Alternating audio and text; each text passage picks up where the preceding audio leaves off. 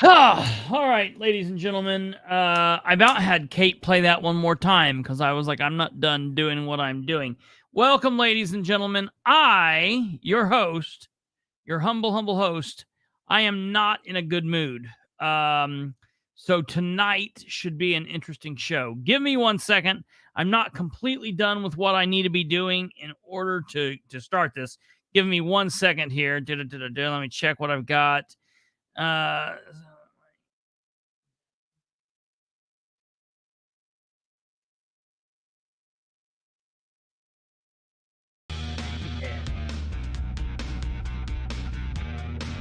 Hey, look, we got some music. Yeah, good.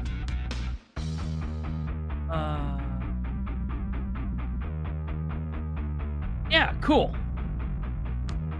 Right, there we go. Awesome. Okay, so you can keep that music going a little bit too if you want. I am still looking.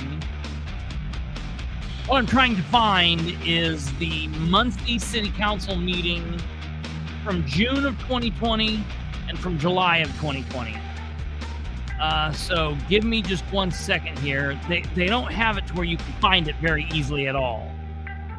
While I'm doing all this, ladies and gentlemen, I hope you're doing well. I hope you're having a good evening. Please do us a favor.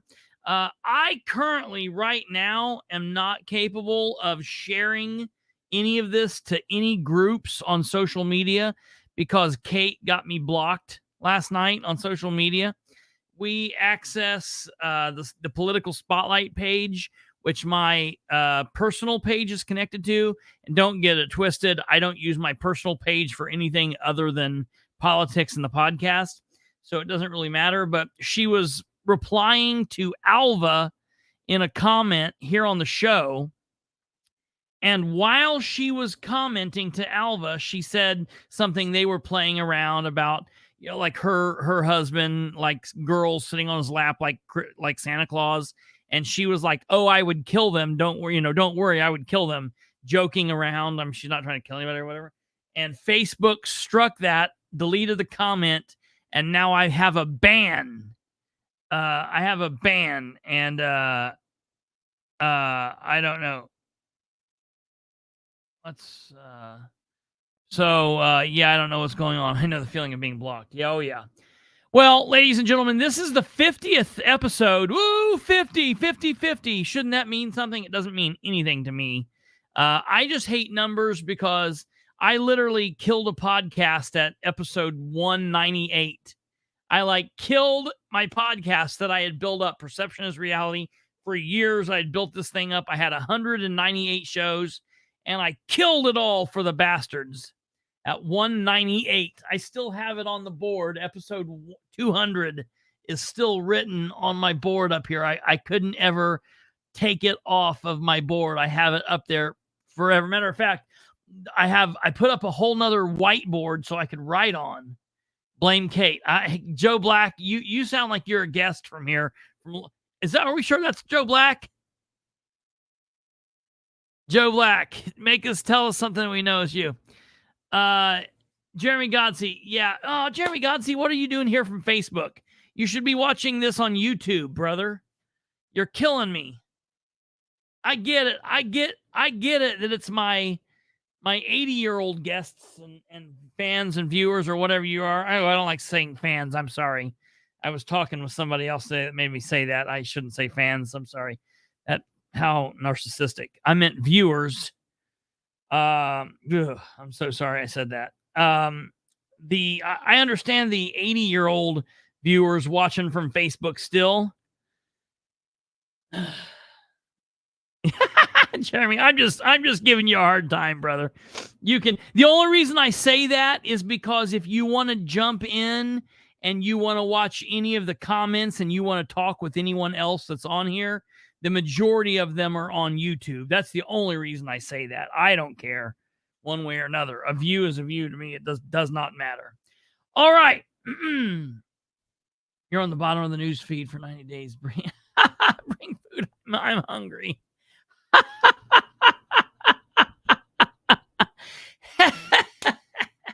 That's hilarious, Snufflefoot. All right. So, yes, for those of you that are out here, we are doing. I did find it. I did find it, Joey. Yes, yes, yes. I haven't actually had a chance to send you back what I wanted, but I will. Doesn't it sound weird? Doesn't it seem strange? I said I was in a bad mood, but I seem like I'm laughing and happy and whatnot. Hey, let's welcome Audie Barber and everybody wish him a wonderful happy birthday. It's his 53rd happy birthday today. Welcome to Audie's birthday show. Hey, look, Jeremy Godsey got here on YouTube. Wow. What a miracle.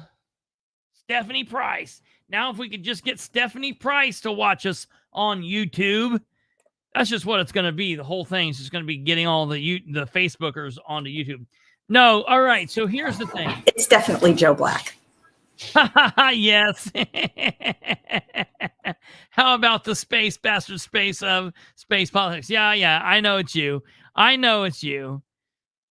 That's hilarious. No, you're fine. I mean, Stephanie, again, the only reason I tell people to go to YouTube is because you'll get to see more comments. That's all. I don't understand why Audie's on Facebook. That kills me. Audie knows better than that. Watch on YouTube. You're not even on YouTube, Audie. What the hell, man?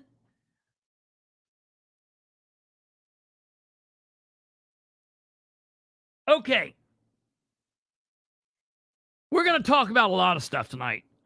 It's been a minute since I've talked about Sproles. So please, anybody in Newcastle, if you guys are interested at all in sharing this with other Henry County people, I'll need your help. I normally share this in the Henry County Soapbox page, the Henry County Rant page, the Out and About in Henry County, but I am blocked from sharing anything in any groups.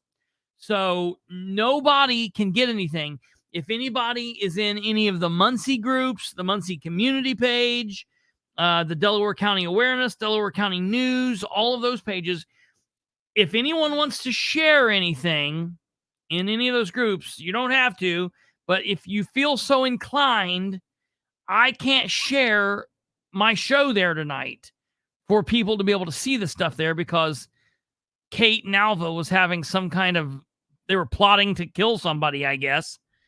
And YouTube, please don't strike me. We're joking.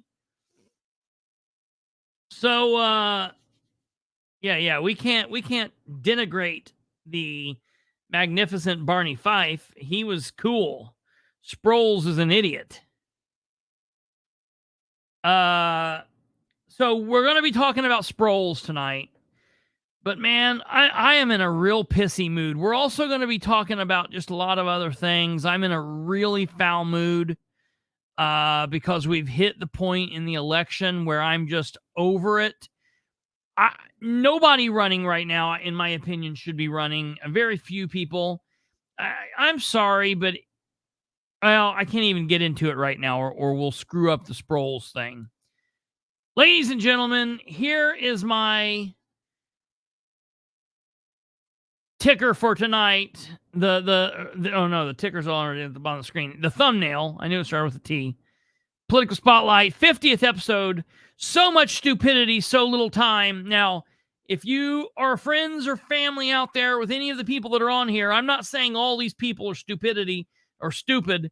I'm just saying these are candidates, these are officials, and we've really got to wade through some of it. All right, we've got Republicans up here, we've got Democrats, we've got state officials, we've got local officials, we've got mayors and sheriffs and council, and all of that in between, and men and women, and so Republicans and Democrats. It doesn't just go one party or the other. It's capable to strike everywhere. So we're going to be talking about that. But before we get into that, we're going to do that on the back half of the show.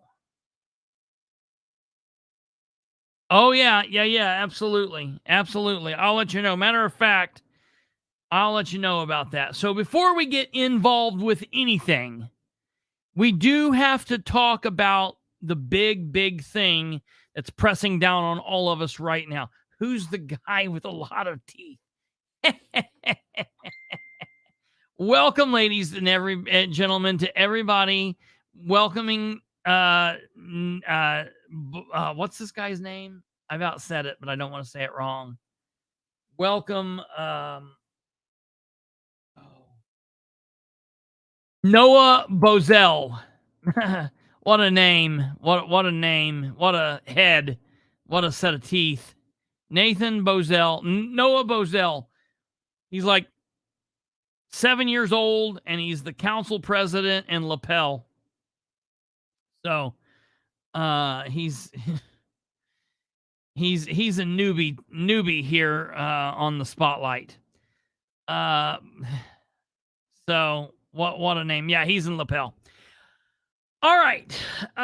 So before we get into the other anger inducing things, I figured we could maybe take a little bit of time and talk about someone that we have not talked about here for a little bit.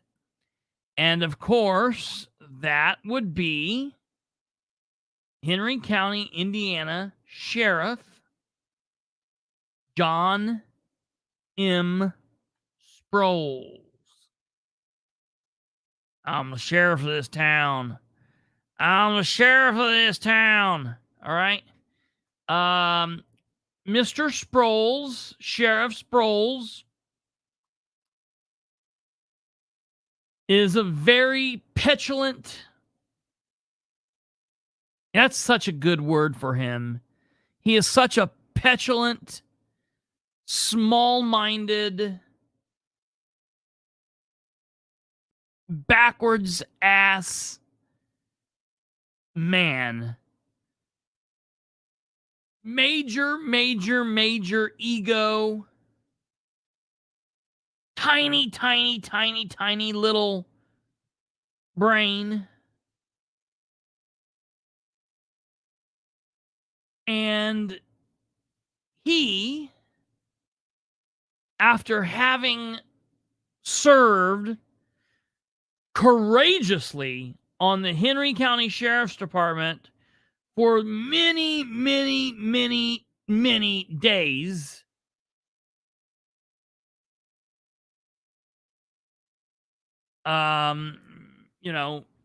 totaling around 36 months or so, decided that he was going to run for sheriff, became the sheriff of the Henry County Sheriff's Department, became the top cop, is leading an entire fleet of cars, really bad cars, apparently. He's got a whole bunch of men and women with guns, sidearms, and ARs. He's got some canines under his lead. He has a jail where he can jail people. He has less lethal beanbag guns that he knows how to use very well.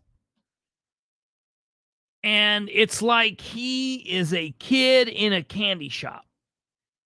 This guy's been running around doing so much craziness, so much meanness, running around just picking fights with these people, smacking these people down, pulling over these black people, pulling over these black people, pulling over those black people over there, calling those black people those people, calling these black people those people, saying all these black people are conjuring.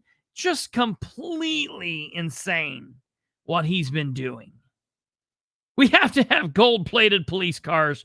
To hell with the EMS and the fire department. If your house is burning down in Newcastle, well, it can just burn to the ground because the firemen down in Newcastle have to have the bucket brigade now, thanks to Sproles, because Sproles needs 17 cars. a year purchased. He's just done dumb thing after dumb thing after dumb thing. Now, tomorrow is when I think we're going to see him flip his lid. And tomorrow night's show could very well be a very big show where we see, I don't know. I've thought about finding out if my bulletproof vest fits me and wearing it in tomorrow, because I don't know if he's going to take hostages tomorrow.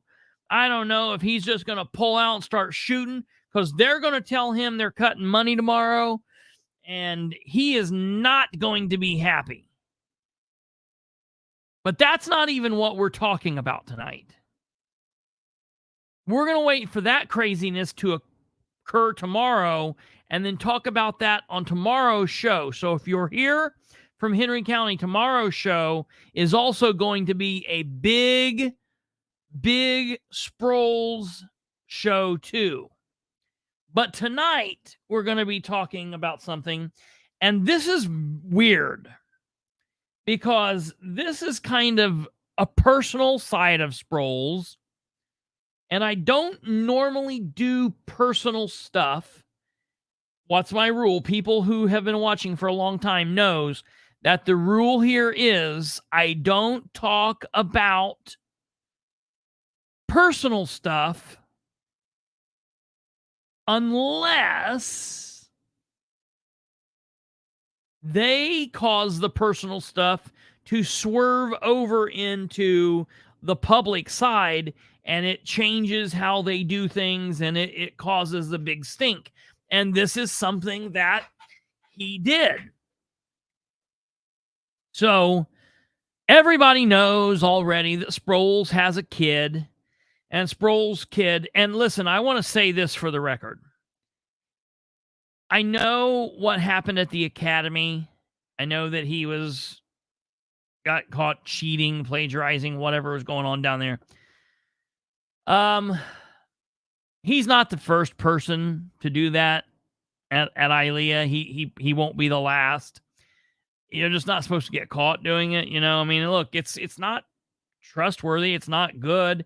You know, Muncie Fire Department's dealing with a cheating situation right now, and it's causing chaos for the Muncie Fire Department. But, you know, I don't know. From everything I have heard about this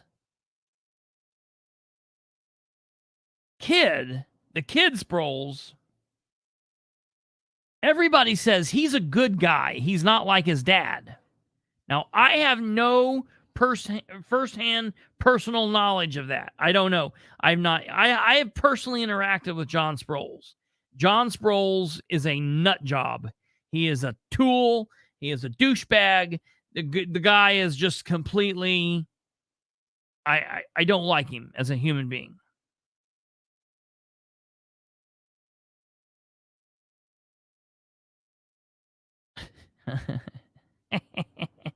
It wasn't his body camera that caught him doing all that stuff.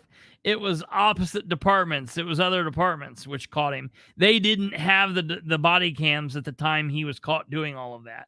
I'm surprised he actually issued the body cameras out, actually, Jeremy.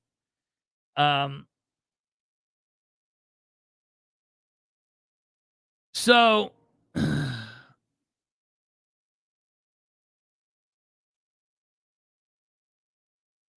hold on.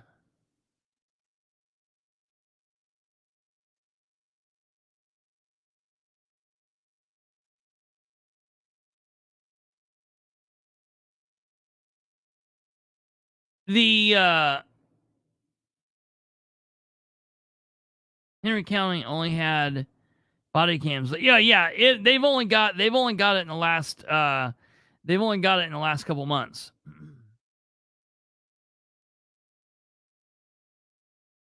Why am I trying to be ugly? So I understand that we hate on Sproles. that being said,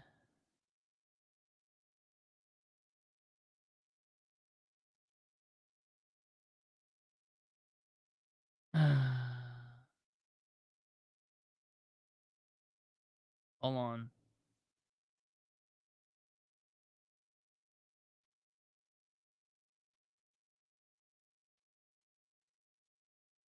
Okay.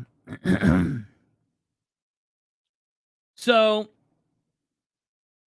I know that we have fun, knocking on Sproles because of what he's done. But from everything I've heard from people that I trust, the kid seems to be an all right guy. Now, I have made the statement on this show twice because I have heard from sources twice that he has been hired in some kind of capacity with the Newcastle City Police Department. However, a source from deep within the Newcastle City government reached out and got a hold of me and told me, no, he has never been sworn in here. He does not work for our department. He does not work. He does not work here. They were like, wanted to quickly bend over backwards to let me know, he does not work here. Please correct that. So for the record, I am correcting this. Unless I hear from that specific source,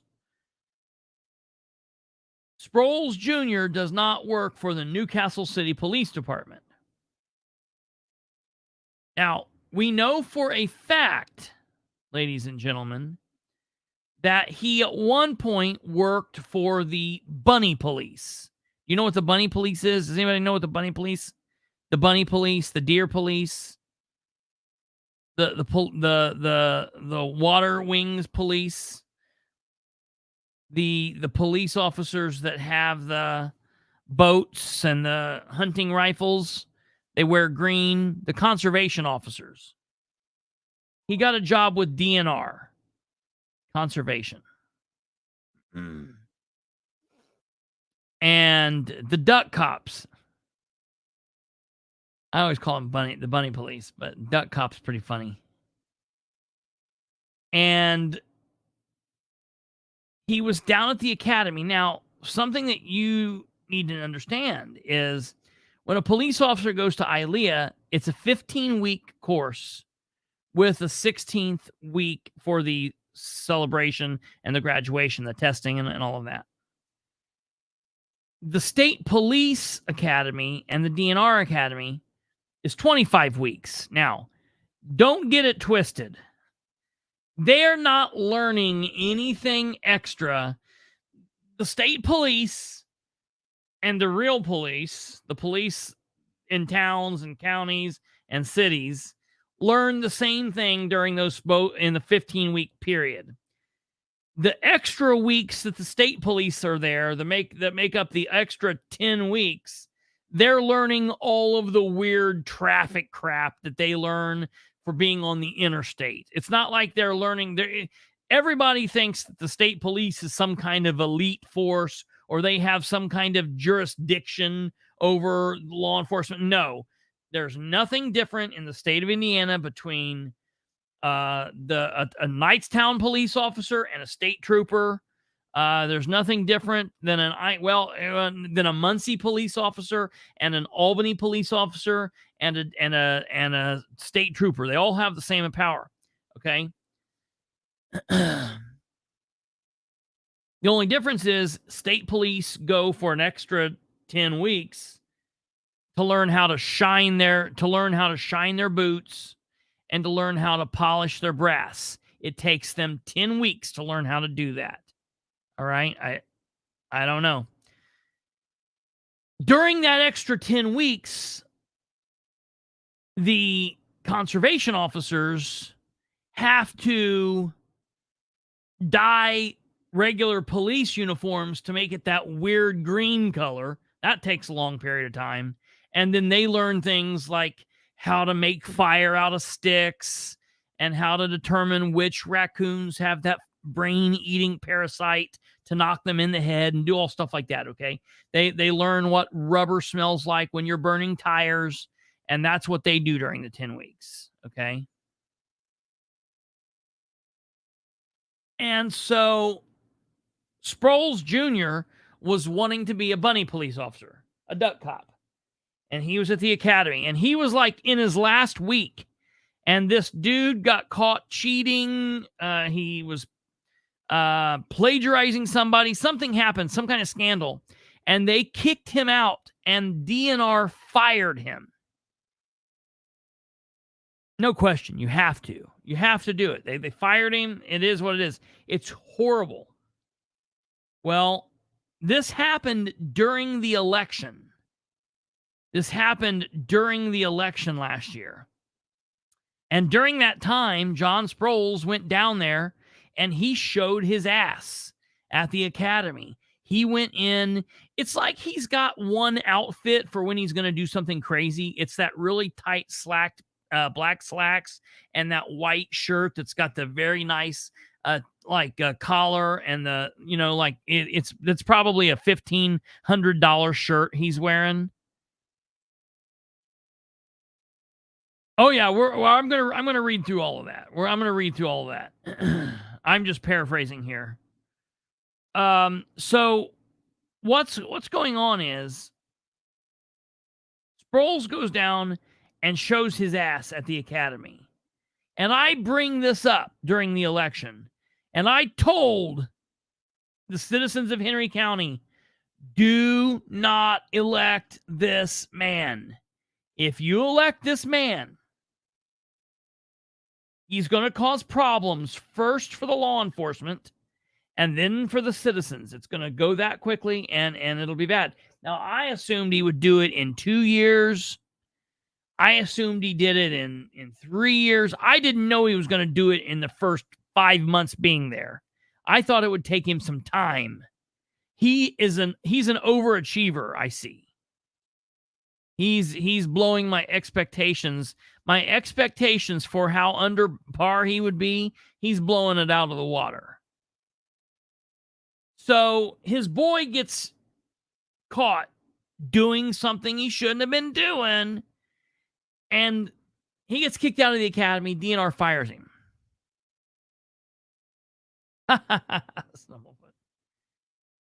And they fire this dude, and Sproles says, no, this isn't good. This is not going to stand. And for the love of God, they sued the academy. So Sproles were going to sue the academy, and Sproles Sr. made a big deal about it. I broke this. I talked about it. Maybe I didn't break it. I think maybe some other people were talking about it too, but I definitely broke it. I definitely talked about it.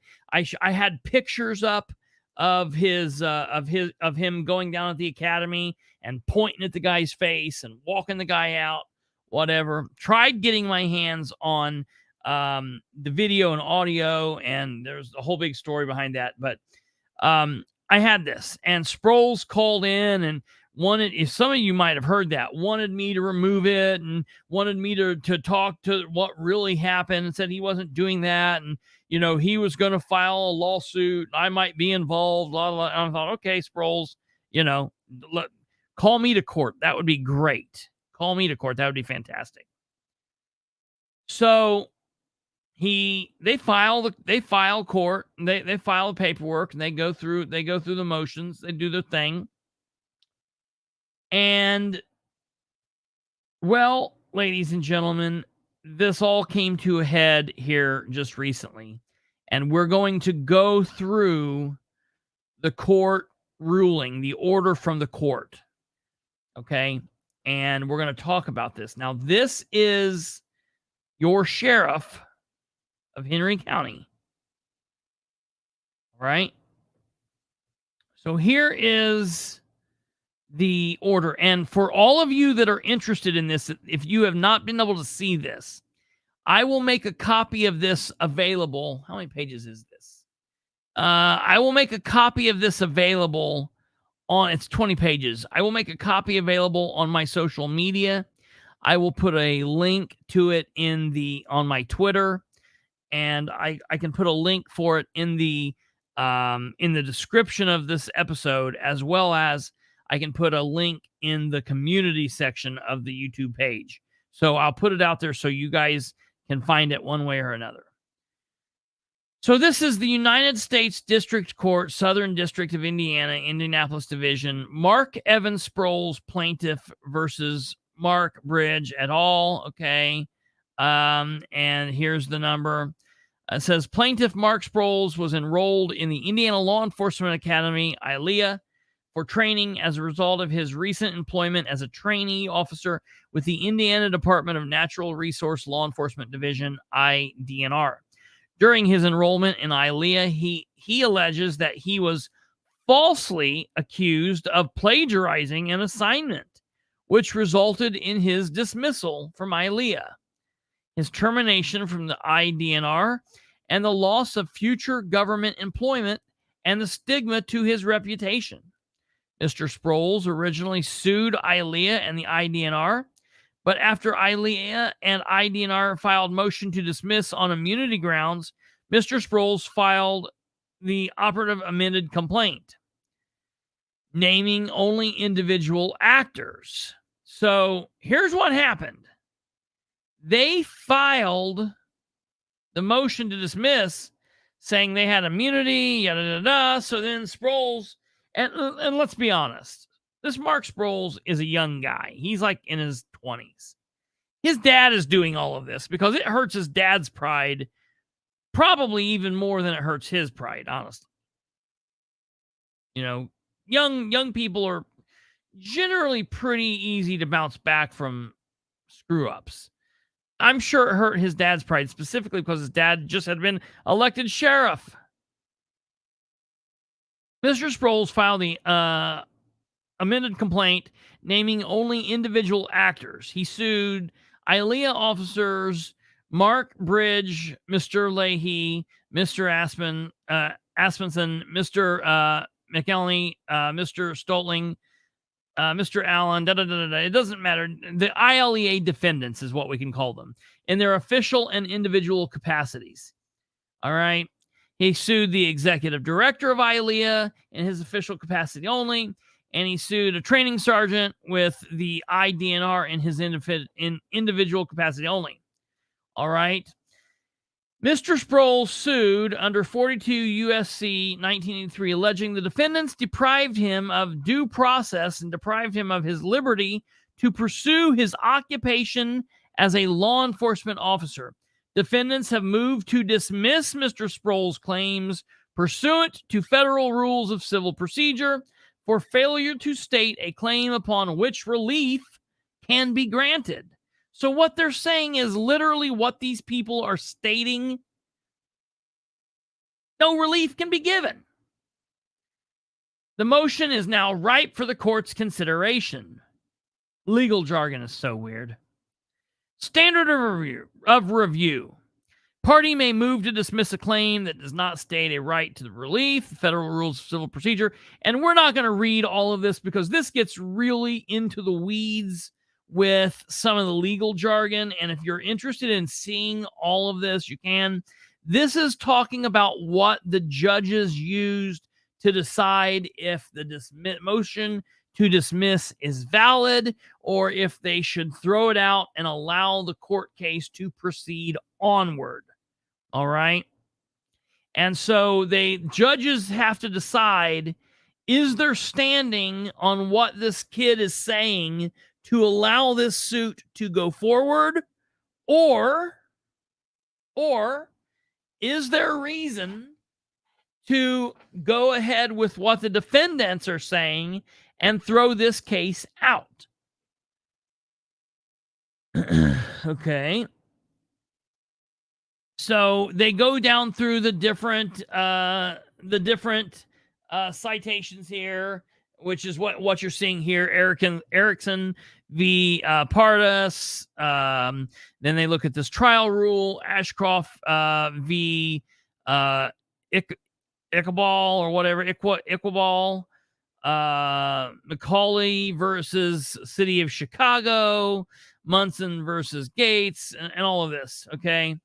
And so they read that. Background: the following factual allegations are taken from the amended complaint. All right, so that's what the court is saying is factual and are accepted as true solely for the purpose of this order. Mr. Sproles accepted a position as a trainee officer with IDNR on the fall of 2021. As a result of the DNR position, Mr. Sproles enrolled in ILEA's 226 basic class, which took place January through April of 2022.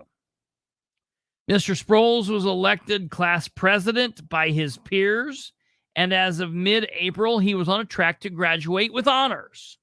On April 18th, Mr. Bridge escorted Mr. Sproles to a conference room on ILEA's campus. Mr. Sproles was not told what was going on. He thought they were throwing him a surprise party. When Mr. Sproles entered the conference room, they did not yell, "Surprise!" They accused him instead of plagiarizing a writing assignment regarding a DUI report. Prior to this encounter, Mr. Sproles had not been confronted about plagiarism. In the conference room, a staff review board was immediately conducted regarding the allegations of plagiarism. Mr. Sproles was not told that a review board was being conducted until after the review board was finished. He was also not advised that he could request the review board hearing to be open and was not provided the opportunity to present evidence on his behalf, was not given the opportunity to have counsel present at the review board hearing, despite having the right to have, obtained, and utilize representation, and was not informed of his right to appeal. The review board was not recorded, and although investigation was not made prior to the review board, and a thorough investigation was not made prior to the review board being conducted. Now, this is what he is alleging in his thing as being fact. During the review board, Mr. Sproles claimed and maintained his innocence. The review board, however, concluded that Mr. Sproles plagiarized the assignment. Mr. Sproles was informed that his recommended punishment would be receiving a 0 or failing grade on the writing assignment, being removed from his role as basic class president, that he would be given a second attempt at a different assignment to fulfill his requirement for the writing assignment if requested by the IDNR, and his honors distinction would be removed as an ILEA graduate. ILEA informed IDNR that Mr. Sproles plagiarized and that he did not meet the requirements to successfully complete the training of the basic session. IDNR determined that it would not request that Mr. Sproles be permitted to attempt the writing assignment a second time. The IDNR then dismissed Mr. Sproles from the ILEA class and terminated his employment. Mr. Sproles initiated this litigation on March 10th, 2023, and filed the operative and amended complaint on May 26th, 2023. He alleges 2 violations of his due process rights under the 14th Amendment to the United States Constitution. 1, a claim against defendants based on the failure of ILEA to follow its own procedures when it conducted the review board, and the failure to respond to Mr. Sproles' appeals request, which deprived Mr. Sproles of due process. And 2, to claim against defendants based on false statement that Mr. Sproles committed plagiarism, which deprived him of current and future employment with the IDNR and other government entities. Mr. Sproles seeks injunctive relief, compensatory damages, and attorney's fees. Defendants have filed a motion to dismiss all of Sproles' claims. Now let's talk about it here. Listen. On the face of this, it sounds as if maybe Sproles Jr. might have been done a little wrong here. Okay?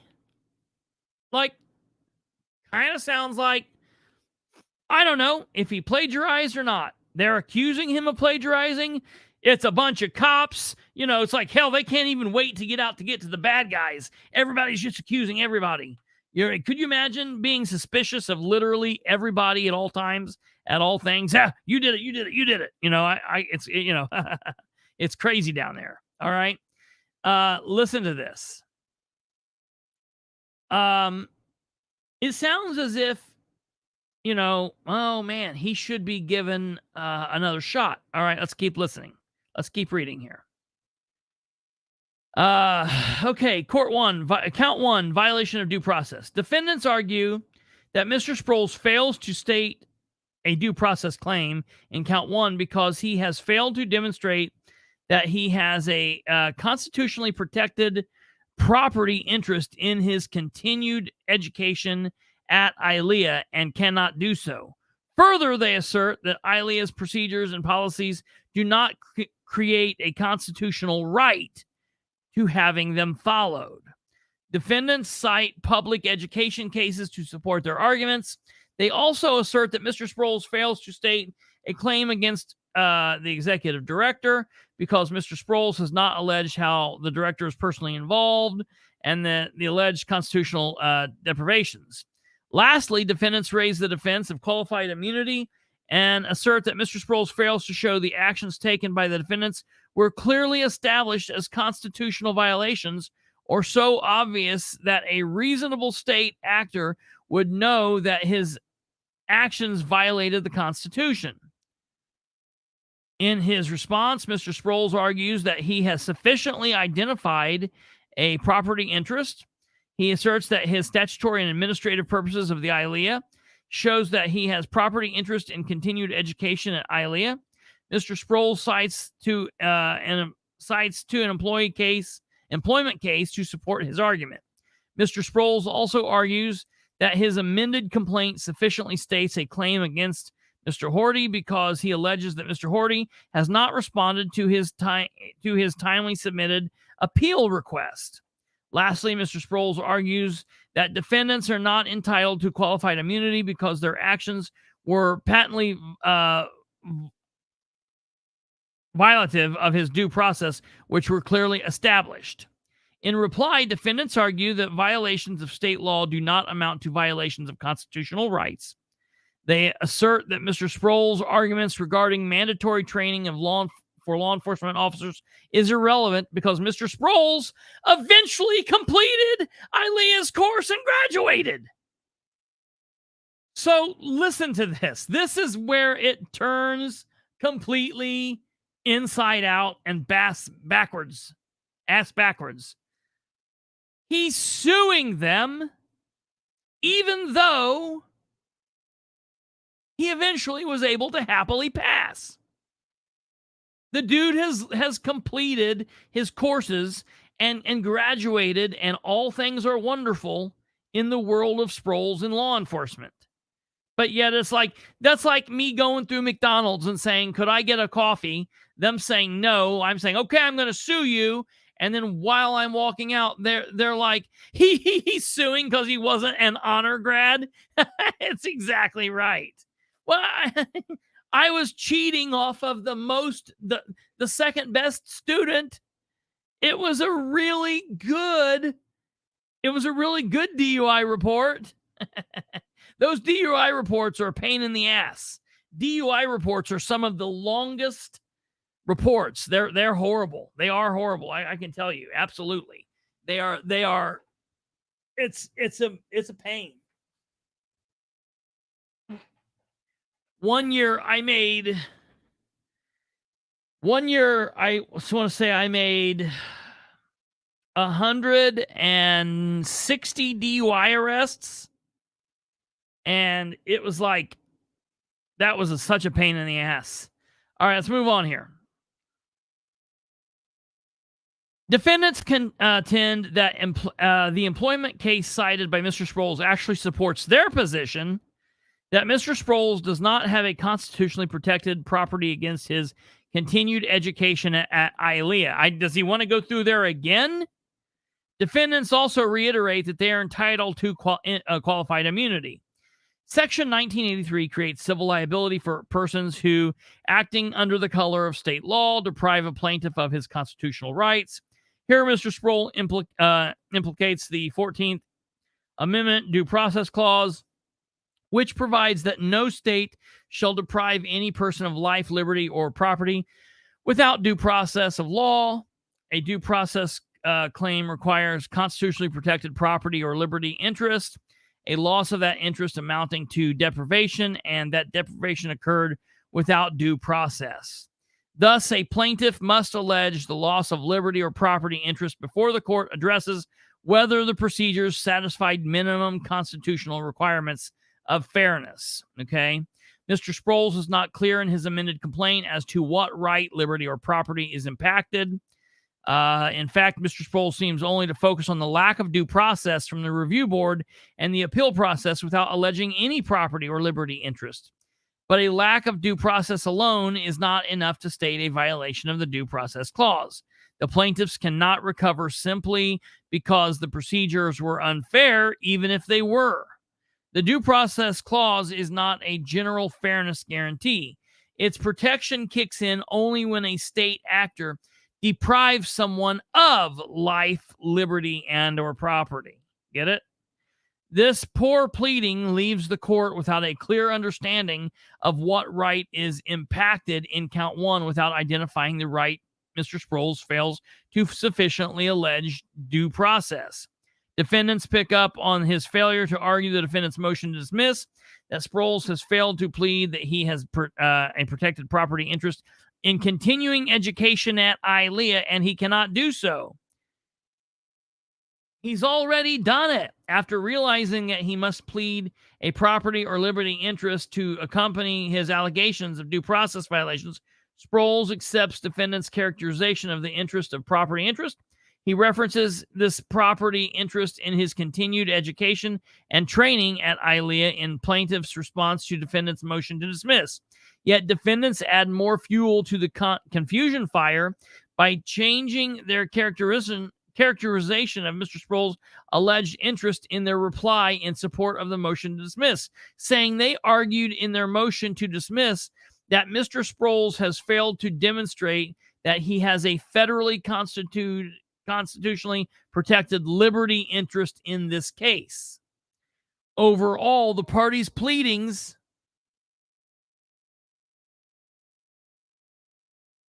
count ones are as clear as mud. But because parties seem to move past count one's pleadings, failure on to arguing whether Mr. Sproles has protected property interest in his continued education at ILEA, the court construes the right at issue to be Mr. Sproles' property right in his continued education at ILEA and will address it. Property interest in continued education. Mr. Sproles' confusion does not end with his pleadings. Further compounding the confusion is that in support of his arguments that his continued education at ILEA is protected property interest, Mr. Sproles does not cite to an education case. He cites to an employment case. He cites The general principle is that a government employee has a property interest in their employment when they have a legitimate claim of entitlement, usually arising by statute or contract.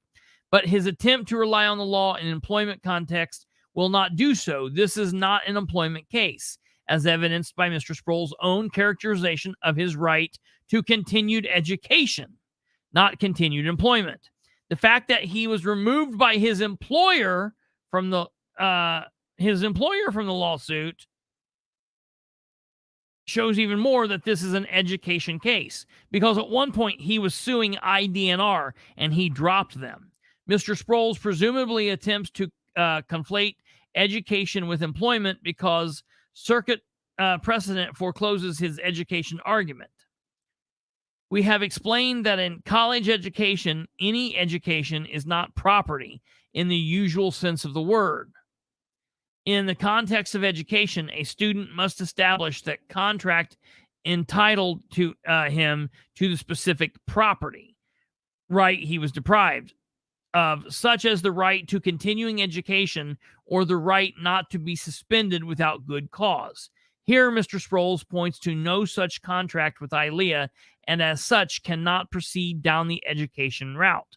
In any event, the employment framework do not help him. In the employment context, property interest exists only where the government employee has a legitimate claim of entitlement to his job. Such as a claim of entitlement is typically rooted in statutory or contractual language indicating that the employee cannot be terminated but for cause. The statute at issue in Levaney, or whatever the name is, had language securing the entitlement to property interest. It provided that an officer could not be fired except for cause. In his attempt to prove entitlement, Mr. Sproles points to 2 state laws and ILEA student handbook. Each attempt fails to show entitlement. The first law he points to is 250 Indiana Administrative Code, which requires that all law enforcement officers complete a minimum basic training course, which we won't read. The second, he notes Indiana Code 5211, which establishes and explains the purpose behind mandatory training of law enforcement officers. Okay, so the bottom line with all of this is, and we'll drop down to where they talk about this. Give me 1 second. Let's see here. Qualified immunity. All right, this is important. Although the court could end the analysis with the above discussion, because the defendants raised the defense of qualified immunity, the court will address it. A public official is entitled to qualified immunity from suit unless he violated a clearly established constitutional right. We talk about stuff like that here all the time and in other network channels like this. Dismissal of a claim based on qualified immunity is only appropriate where the plaintiff's well-pleaded allegations taken as true do not state a claim of violation of clearly established law. Whether qualified immunity applies involves 2 questions, which may be addressed in either order. Whether the facts alleged by the plaintiff establish a violation of constitutional right, and if so, whether that right is clearly established at the time the defendant's alleged misconduct.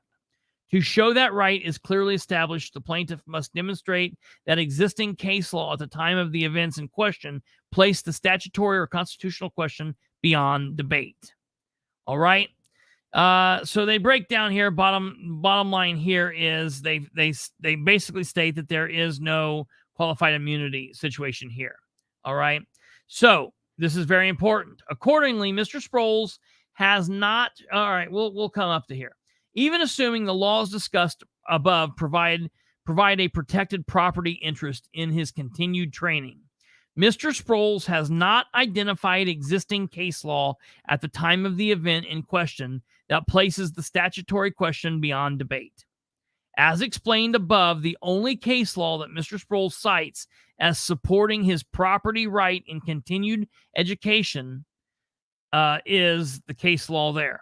But that is inappropriate. That law clearly establishes that an officer has a protected property interest in his job when a statute provides that he cannot be terminated except for cause. But that is not analogous to the situation here.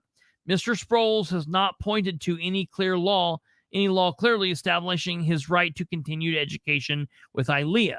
Accordingly, Mr. Sproles has not shown the right to ILEA training was clearly established because Mr. Sproles fails to state protected property rights and defendants are entitled to qualified immunity even if he did. Defendant's motion is granted as to count 1. So they are dismissing count 1. Now, the biggest part in there is the fact that he finished the training. He finished the training. At the end of the day, he finished training. That's what's insane. That is what's absolutely insane here. All right, moving on. Deprivation of liberty interest without due process, okay? The defendants argue that Mr. Sproles has not adequately alleged that he has recognized liberty interest because such claim requires more than mere defamation. They assert that Mr. Sproles has failed to allege any change in his legal status or loss of a legally recognized right or statute that he previously held, which is fatal to his claim. Defendants note that even after the allegations of plagiarism, Mr. Sproles still was able to complete the ILEA course. He just was not sponsored by the IDNR language. Defendants also argue that Mr. Sproles fails to allege any personal involvement by Mr. Horty. Finally, defendants argue that they are entitled to qualified immunity on this claim as well. Mr. Sproles responds, stating that he sufficiently alleges a stigmatic harm beyond mere defamation. He argues that the right or status was extinguished in this instance was his continued training of ILEA and his employment at the IDNR, which required him to complete his training at ILEA. He asserts that failing to grade and resulting termination from the IDNR are the primary basis for the stigma, which is insane, okay? The defamatory element of the claim. He also argues that the defendants are conflating a showing required for summary judgment issue with the issues at hand by arguing that Mr. Sproles has not shown that he has a prospective employment opportunities that have been foreclosed to him. As Mr. Horty, Mr. Sproles asserts that he has sufficiently alleged personal involvement in this because Mr. Sproles was required to submit an appeal request to Mr. Horty, and Mr. Sproles alleges that Mr. Horty did not respond. Finally, Mr. Sproles argues that the defendants are not entitled to qualified immunity because when the defendants acted, it was well established that injuries resulting from defamation by state actor coupled with an altercation of legal status provided the basis for a stigma plus claim under the 14th Amendment. Defendants reply that Sproles' allegations that he lost future employment opportunities is not enough to state a claim for protected liberty interest because after he completed his ILEA course and graduated, he was free to pursue his chosen occupation with any other law enforcement agency. Literally, he could get a job as a cop anywhere. Everyone is beating people's doors down to hire police officers, and this guy's already completed the academy. Therefore, they argue he has not alleged that it is virtually impossible for him to find new employment in his chosen field of law enforcement as required. Now, I could see that maybe other law enforcement personnel wouldn't like the fact that he was terminated from IDNR, but that's not on ILEA, that's on him. Before addressing the parties' arguments regarding Mr. Sproles' alleged liberty interest, the court turns to defendants' arguments regarding the lack of Mr. Horty's personal involvement. While Mr. Horty was not personally involved to the extent of being present at the review board, Mr. Sproles submitted an appeal request to Horty, which Sproles alleges that Horty has not responded to. The lack of response to the appeal solidifies and is thus part of ILEA's determination that Mr. Sproles plagiarized. Further, Mr. Sproles is seeking prospective relief in the form of further appeals, which can arguably only be provided by Horty's ILEA executive director.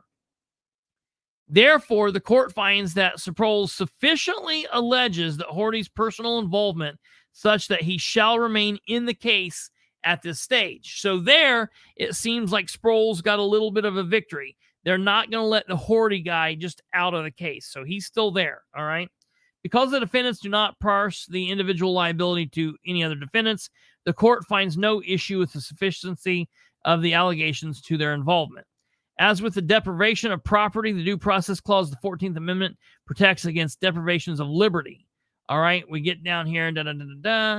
Let's see here. I want to... Mr. Sproles alleged that the false statement that Sproles plagiarized was communicated to the IDNR by ILEA. That satisfies the first part of the Stigma Plus test because it alleges that ILEA defendants inflicted reputational damage by 1, determining that Sproles plagiarized, and 2, communicating that to the IDNR. As to the altercation in legal status, Mr. Sproles alleges that it was determined from the IDNR because ILEA was informed that he committed plagiarism. Going from employed to unemployed is a change sufficiently to satisfy the alternation of legal status. Lastly, as to the deprivation of a right. Here is occupational liberty. Mr. Sproles, here his occupational liberty. Mr. Sproles alleges that he was prohibited employment at the IDNR, future employment opportunities as a member of the IDNR, and future government work. At this stage, the allegation is sufficient to show that he was deprived to other employment opportunities in his chosen occupation of law enforcement. Breaking this down, at the end of this, what happens here is they decide future proceedings. Although the court denies the defendant's motion to dismiss as Mr. Sproles' occupational liberty claim, it notes that the Seventh Circuit recently clarified that in asserting occupational liberty claim, the plaintiff faces a high hurdle to show that he has suffered a tangible loss of employment opportunities from a defendant public stigmatizing statements. The plaintiff in Biggs has the interim principal of Chicago Public School was fired and asserted occupational liberty claim against her employer for statements it made in connection with her termination. The Seventh Circuit held that although the plaintiff applied to 7 positions over a few months, such evidence was insufficient to permit reasonable jury to find that she had been excluded from that occupation altogether. It noted that given the limited number of positions to which she applied, no reasonable jury could find that she had experienced anything more than customary difficulties and delay that individuals encounter when looking for a new job, especially where, as here, they were fired from their previous one.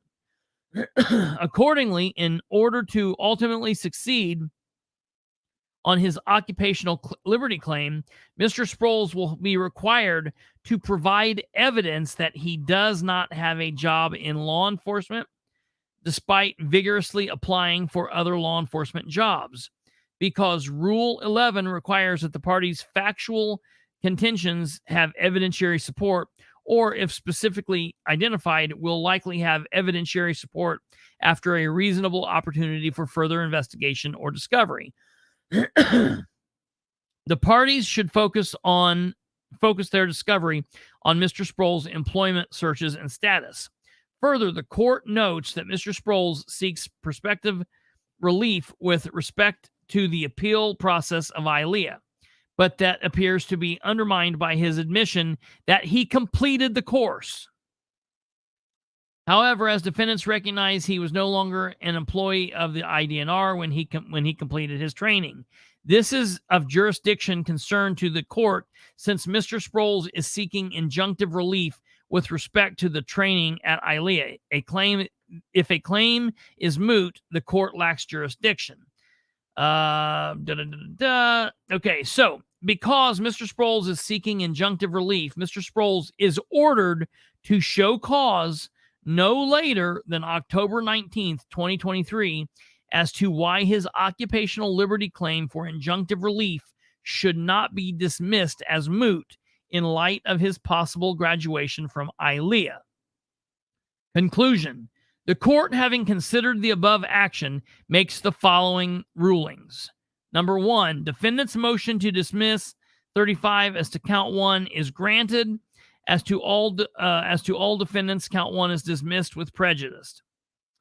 Defendant's motion to dismiss count 2 is denied. And that's the one where he has to show that he was harmed and he doesn't have a job. Number 3, Mr. Sproles is ordered to show cause no later than October 19th as to why his occupational liberty claim for injunctive relief should not be dismissed as moot in light of his possible graduation from ILEA. No partial final judgment shall issue at this time. So, at the end of all of that, we are at the point where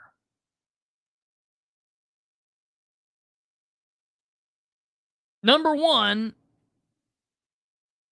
count 1 was dismissed.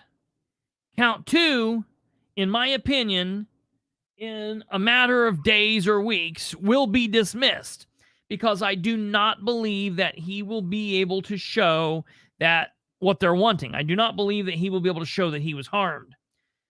All of this, what does this mean? To me, I have one question.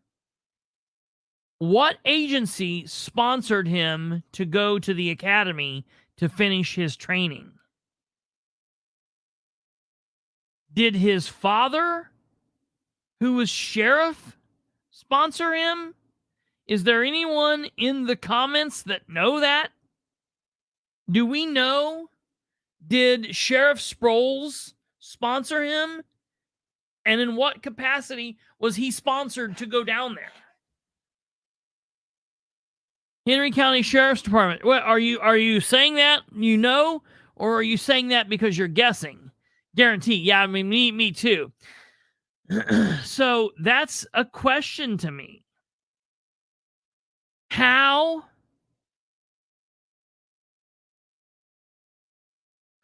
Is this what he needed the $10,000 for?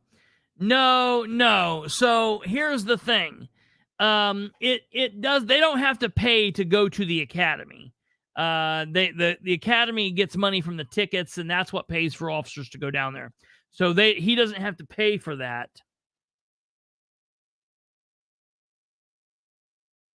Now, if he's not hired by an agency, he would have to pay a bit of money.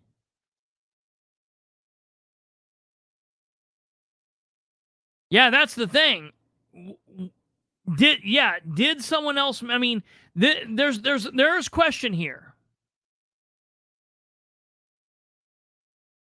To me, yeah, Diane, like, who put forward this? Who was the lawyer in this?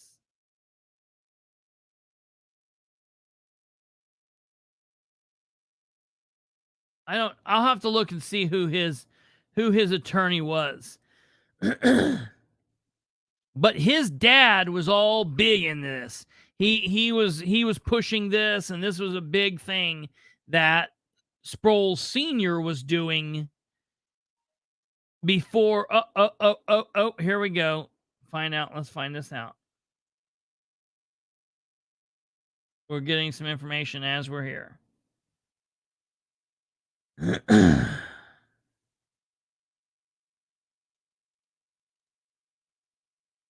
Yes, his father sponsored him to go to the academy, and his father showed up at ILEA to protect him while he finished. So,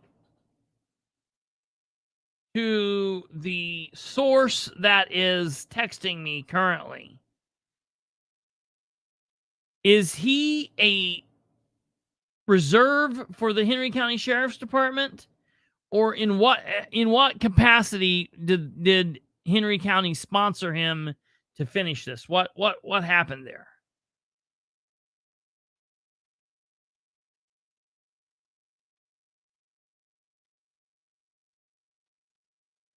I will wait for a response. While we wait for that response, I'm going to try to pull up this other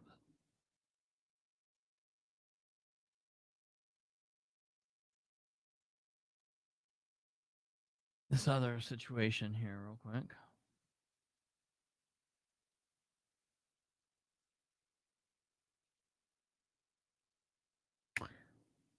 Monthly packets.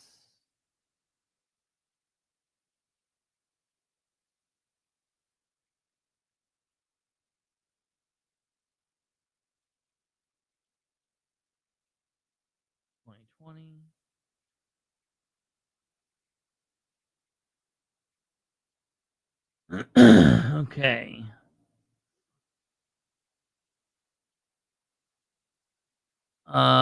Stand by here. I'm waiting on further correspondence. I'm also looking to see.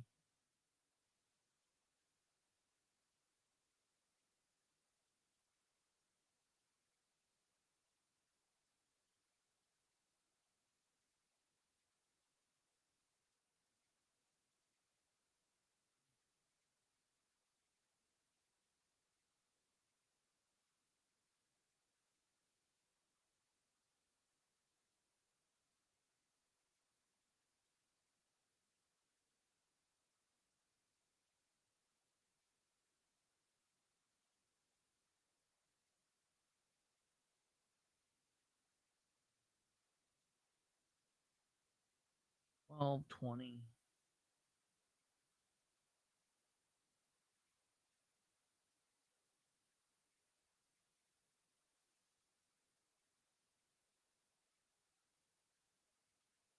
Okay.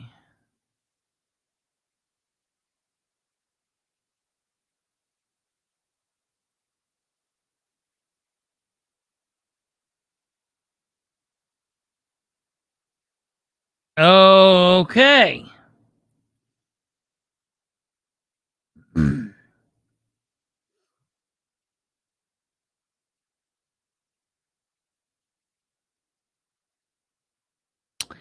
So now it gets a little bit more murky. there is question besides just myself. This is under debate. He is both a reserve deputy for the Henry County Sheriff's Department. So that's where my other source got confused. They said that they knew he was in law enforcement and they said they thought he was on Newcastle. He is not on Newcastle. He is a reserve. He is a reserve under he is a reserve under his father on the sheriff's department. So he's an unpaid reserve. However, it's the understanding of several folks involved in the sheriff's department that he is being paid as a civil process deputy at the same time. He is not a merit deputy, which brings into question how he was sponsored at the academy. Yeah. Isn't there a rule that sponsored people be merit-appointed deputies? Was this taken before the Police Merit Commission? So,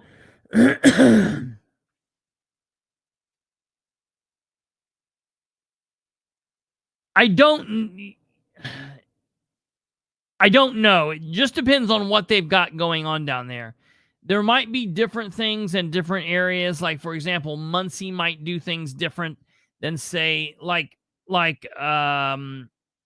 Newcastle. I don't know what Newcastle does as far as that goes, or Henry County might do. In most situations, like, for example, you could go and become a reserve on a department, and you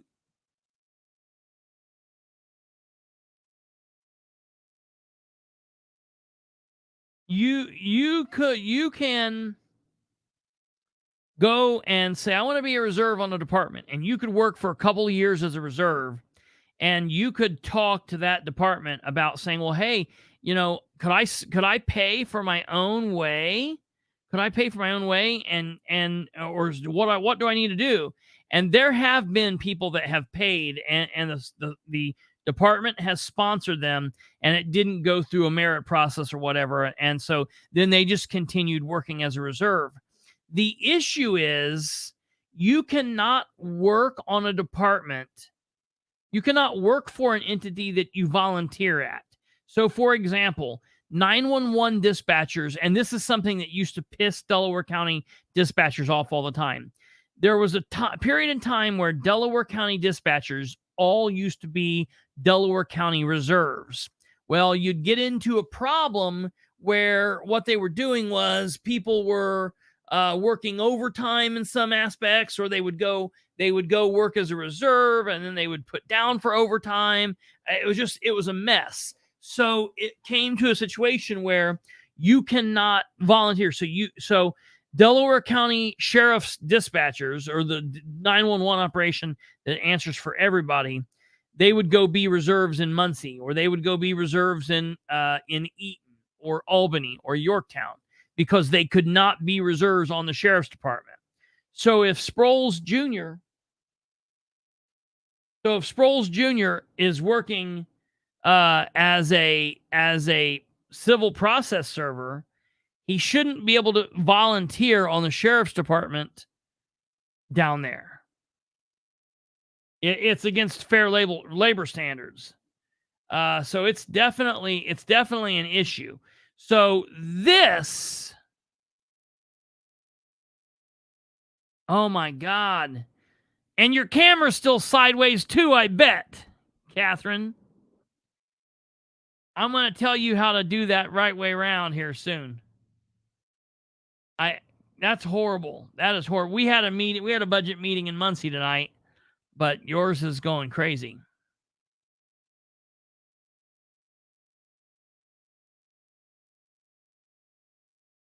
Right here. See, you must be a paid officer to go to the academy if sponsored. A certain chief is under investigation for doing that now.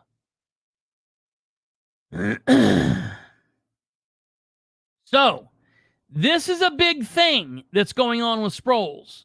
Is Sproles screwing around and doing things? I mean, you know, Sproles acts like he's a sheriff of a department like in 1890.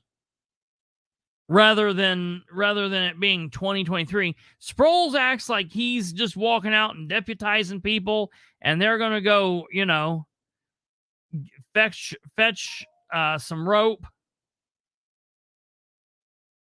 I won't finish that. Oh, hell yes. Yes, I will be making calls to look into all of this. I have a big thing on Sproles we're in the process of doing right now. So, yes.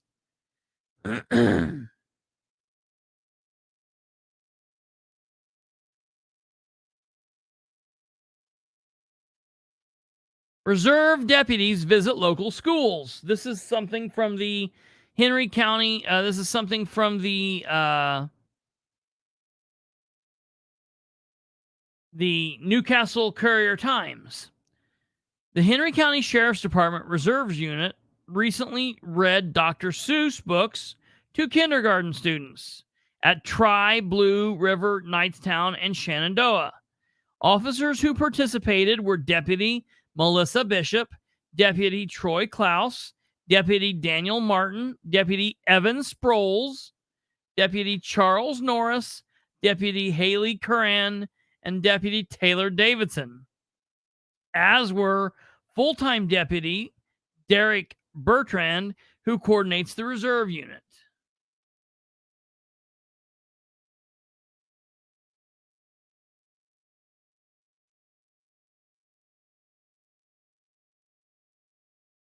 So,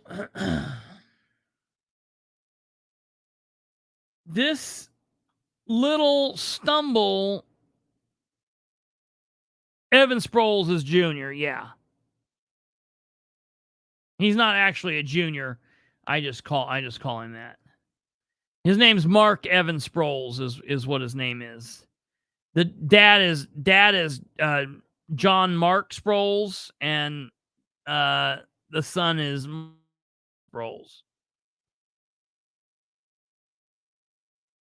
Oh yeah, I definitely. I know somebody who sits on the Merit Commission. Why, it's none other than the Boss Hog of Liberty. The Boss Hog of Liberty. I might have to put out some political podcast power and see if I can get an answer from the Boss Hog. I don't think he takes my calls anymore. We've said since that happened that was dirty. Mm-hmm.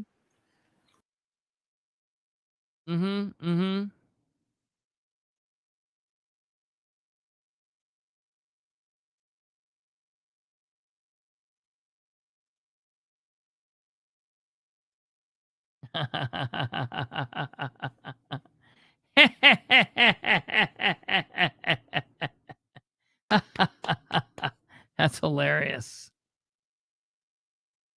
I don't know if you can convince people to vote. So, ladies and gentlemen, we've been going on Sproles for about an hour and 20 minutes here. I've got a lot to dig into. This is a big deal. We will look into what's going on here. I will contact the Merit Commission. I will contact a couple of other people that I know down in Henry County. I will contact some folks I know at ILEA, and I will see what the hell is going on here. We'll see what's going on. Yeah, he uses Evans, so John does. So John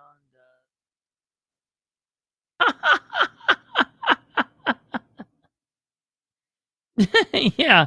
Hey, John, does Evan live at home in your basement eating Twinkies and RC cola? What he didn't say RC, did he? He said, what did he say? Generic. Drinking generic cola. Yeah, that's right. So let me write some things down here because I do have a mission. We have a mission.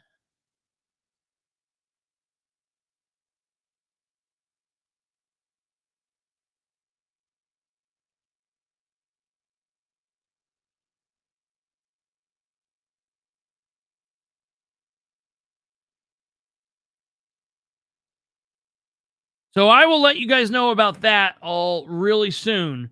On top of that, you want to tune in tomorrow. We're not going anywhere. I'm just saying you want to tune in tomorrow because we're going to be talking about Sproles doing the whole ordeal, kicking and screaming at the meeting. So you'll want to tune in. I'm going to let you know I will not be live streaming the meeting tomorrow for Henry County because just the craziness with their feed and not being able to hear it. So what I will do is we will play it tomorrow when we're live tomorrow evening. There are 2 meetings in Henry County tomorrow for the council. There's one at 11, and then there's the budget work meeting, I think, at 3.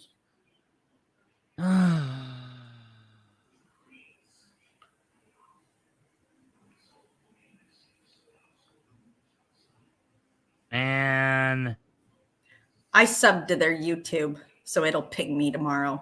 Okay.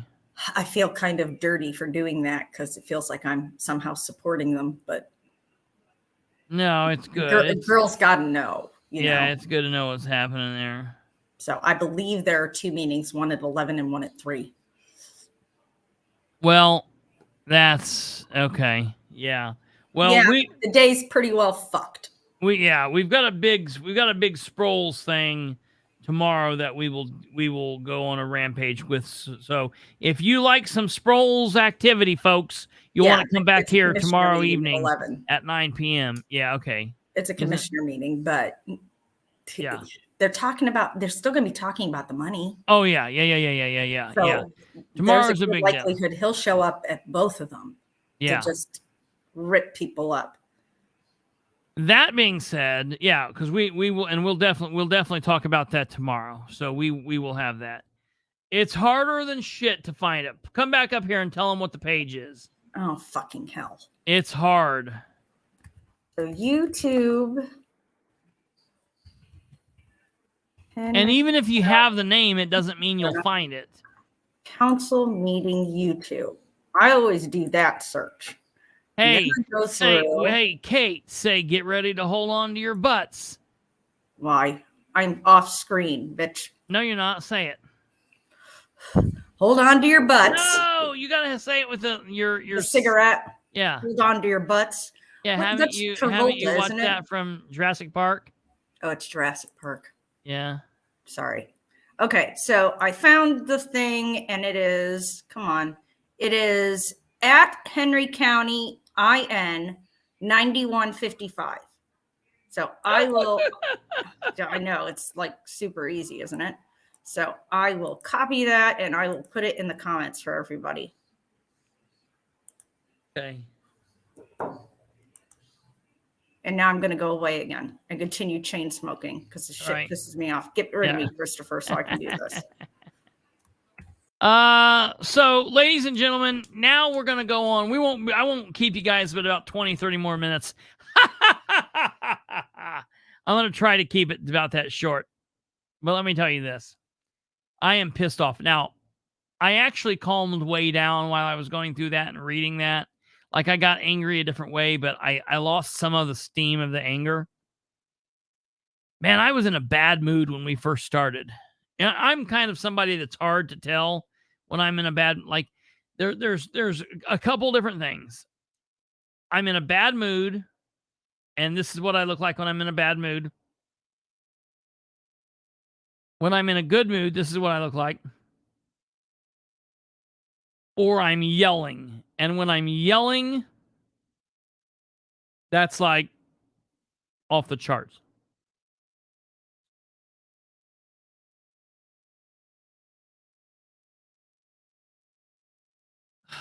Is it just us adults in the room right now? I want to talk to you real quick. I'm going to use some bad words.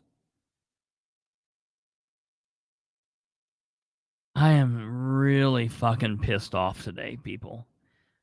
There's been some things going on. I have been so angry today. I am so sick of these people. Yes, half constipated. I am so over these people.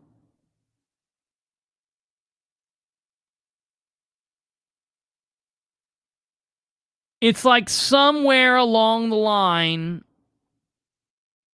these people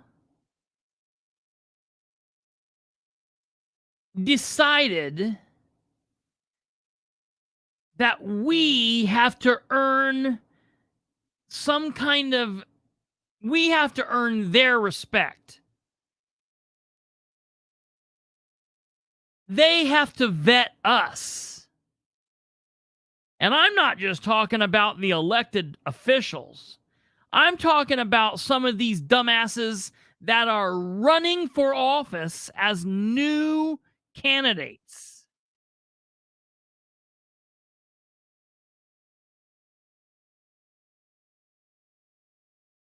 Now, I want to take just a moment before I go really crazy. And I want to say this because I've not said this so far this episode. I've been letting other people, and I wanted to get closer to it. Folks, it is 10:32.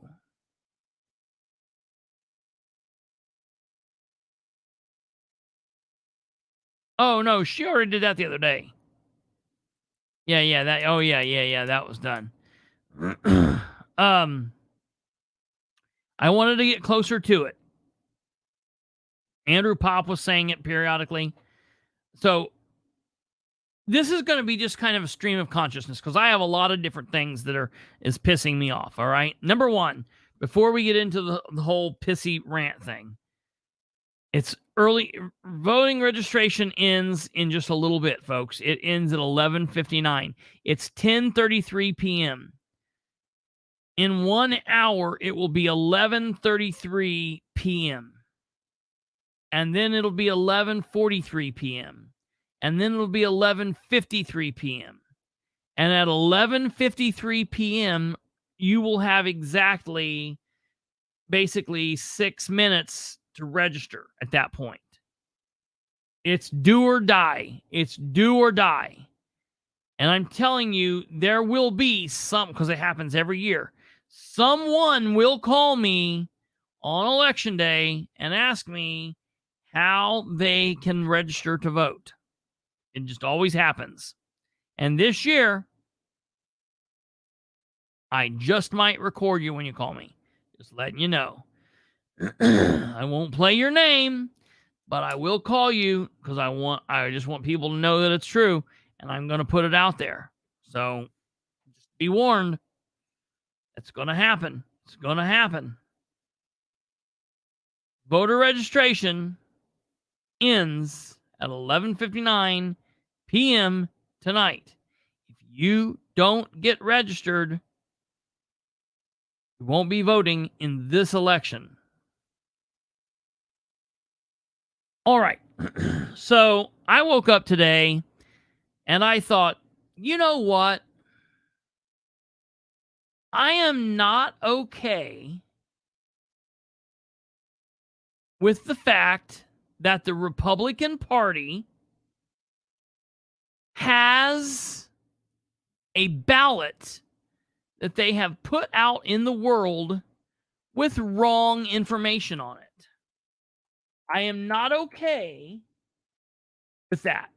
That is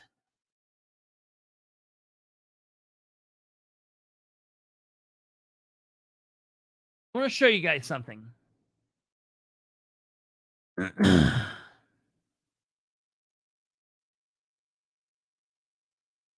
Right here. Depends on what you're talking about, Shockproof. Depends on what you're talking about, buddy. Who you're trying to go to for what? What boards? So here's this. Delco GOP. So I click on it. Oh, that's not it. That's for some other Delaware County.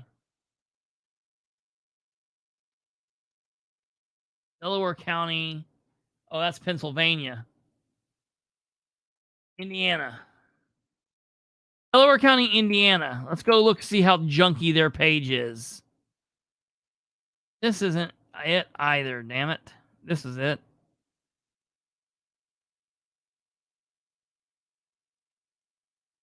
Here we go. Look at this. Looks like what in the GoDaddy.com is this? All right. So now look. Look at this picture down here. Okay. I don't have a problem when you click on the candidates section and you go. I don't have a problem that Andrew Pop's picture is not listed there. Let me tell you why I don't have a problem. I don't have a problem because in February of this year, he called and he told them, do not put any of my pictures up. Do not put any of my content up. Do not invite me to parties.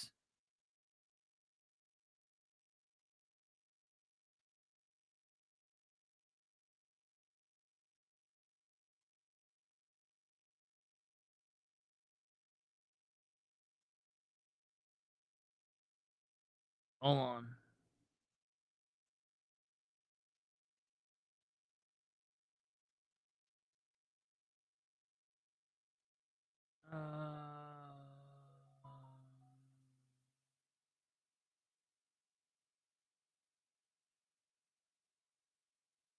That's interesting. I just got a text, but I can't release that information yet. So I'm not mad that his picture doesn't show up here because he called and said, I don't want my stuff there. All right.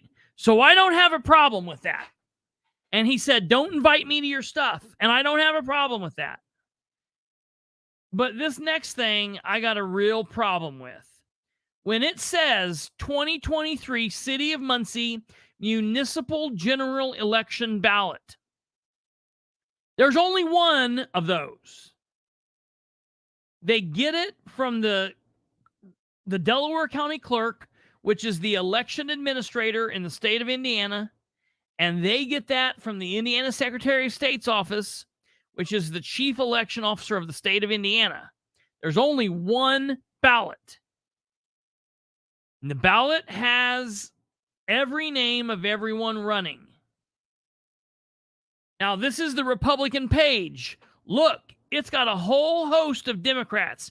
Jeff Robinson, Norman, Amanda Dunnick, Steve Craig, She Who Shall Not Be Named, Brandon Garrett, Sarah Gullion, Jerry Dishman, Harold Mason, Audie Barber, Holly Yipe, William Billy McIntosh. I guarantee you that the Republicans do not support Jeff Robinson. I can guarantee you they do not support Steve Craig. I can guarantee you they do not support She Who Shall Not Be Named, or Brandon Garrett, or Sarah Gullion, or Jared Dishman. But they've got them on there because that's who's on the ballot. So for them to have this blank here, that burns my ass. This is a misrepresentation. This is a lie that they are purposefully putting out.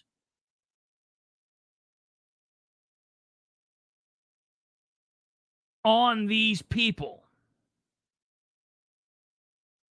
Now, let me tell you.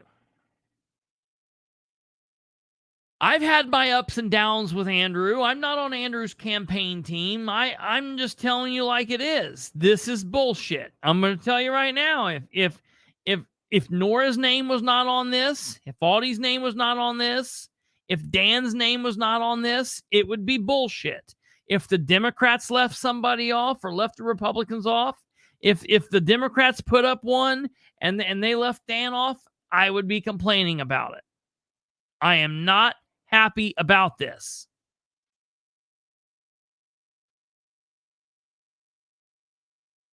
I am not happy about this. So I sent an email today to 4 people. I sent an email to David Pennicuff, a writer at the Star Press, a journalist at the Star Press, to Ed Carroll, Don of the Republican family, Jessica Piper, underboss of the Republican family, and Rick Spangler, Delaware County elected clerk and Republican family member. And that email looks as follows. The email says, Ed, Jessica, Rick, David, I'm reaching out to the 4 of you in reference to the sample ballot being shared on the Delaware County Republican website. The ballot is the current 2023 municipal election ballot. It can be seen in a picture of said ballot below. On this ballot, the Republican family have listed the Republican family members, as well as they've also listed the Democrats for each specific race.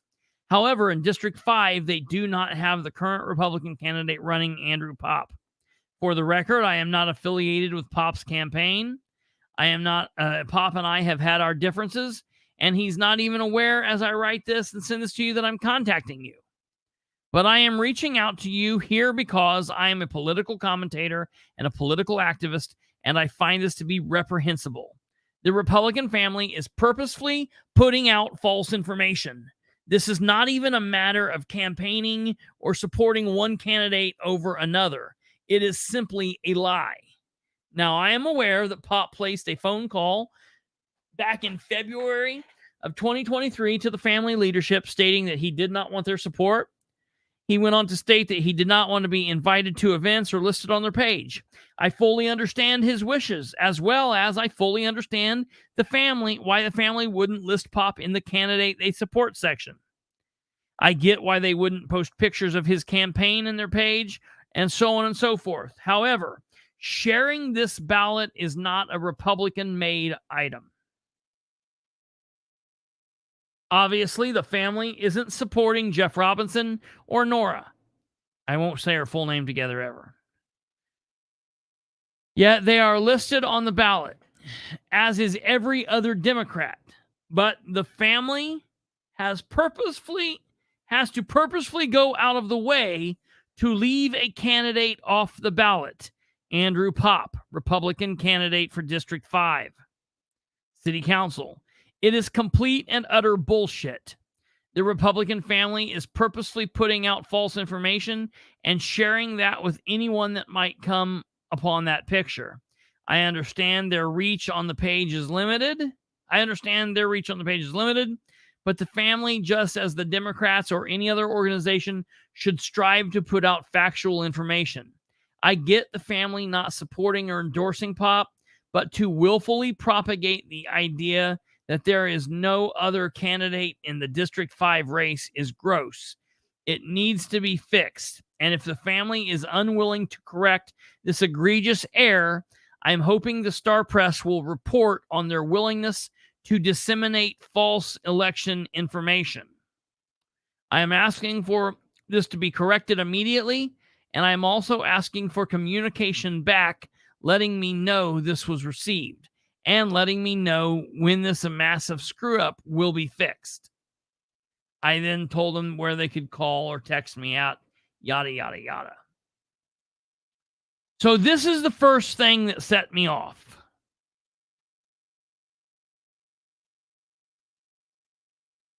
It's not a matter of who reviewed it. They purposefully left him off.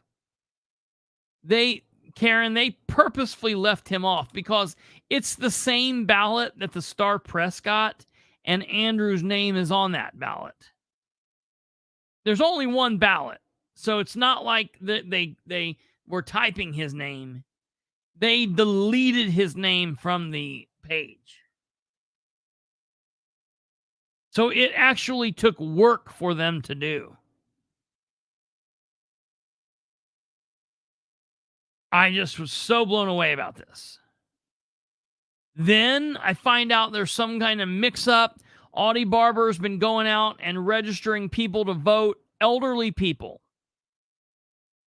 Some of those people are Republicans. Some of those people are Democrats. Some of those people are Libertarians. Some of those people thought that Audie had a dinner menu. I don't know. But they filled out the paperwork and he turned it in. And now the clerk's office is calling him and saying, well, the paperwork you filled out, it wasn't right. We need to fill out another paper and send it in. And have them sign it, these elderly people. Well, they've already signed something once. Now, if they have to be sent another thing, I don't know if they'll sign it. I don't know if they'll turn it in. I don't know if they'll think it's a scam or what. But I'm telling you, the games that the clerk's office is playing with this will now be limiting people from voting.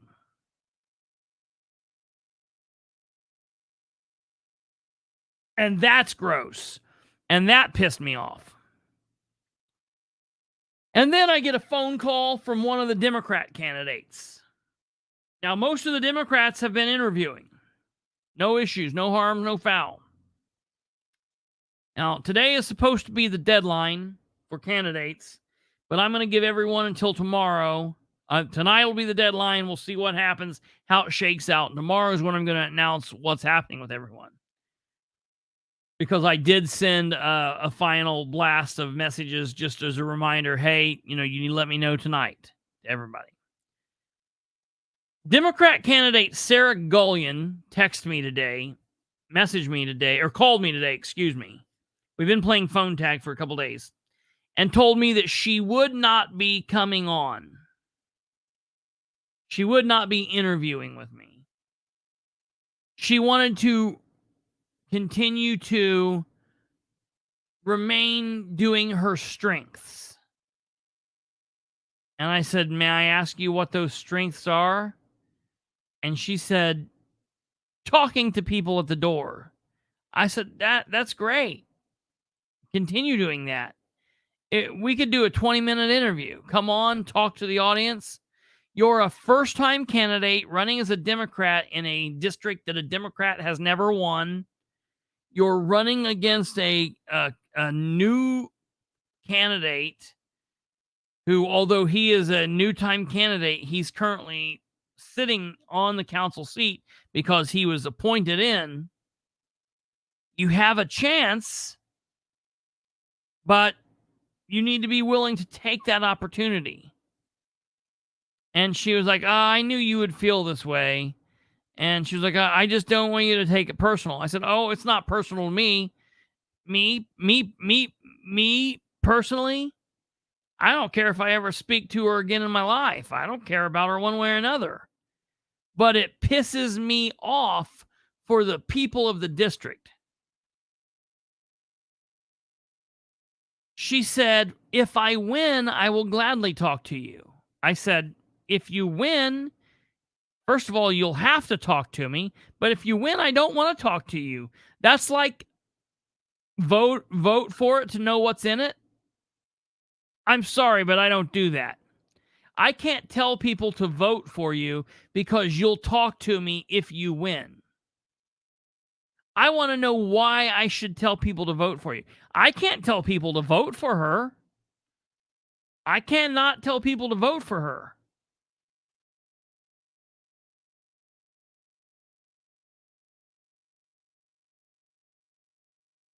She talked to me like she was talking down to me.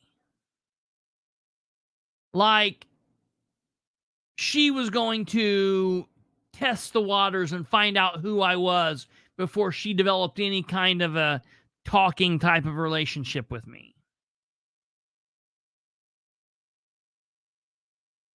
Well, let me be clear, Miss Gullion. You're running for office.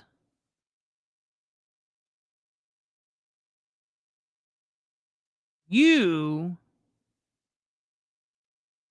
have to humble yourself before the citizenry. You have to earn our respect, not the other way round.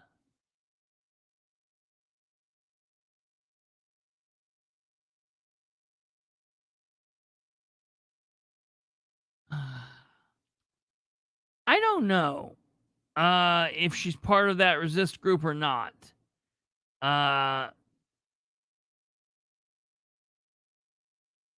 She could be. I'll have to look into that. That being said, I'm speechless. Jeff Robinson, he gave me a date. He's going to be interviewing with me on the 18th. We finally have him down. We've got some other candidates from different areas as well. But I just was so taken aback by Gullion's response, by Rose Selby's response, that they, and by others who say, oh, we're flying under the radar.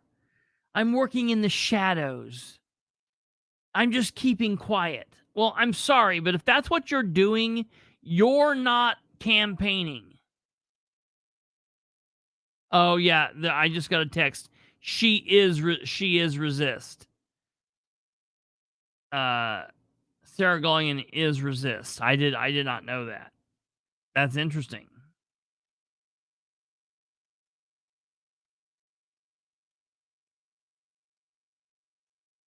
I can't respect a candidate who says, I want to be a candidate for the people, but I'll talk to some people.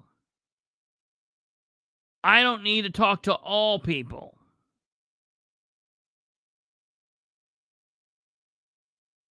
I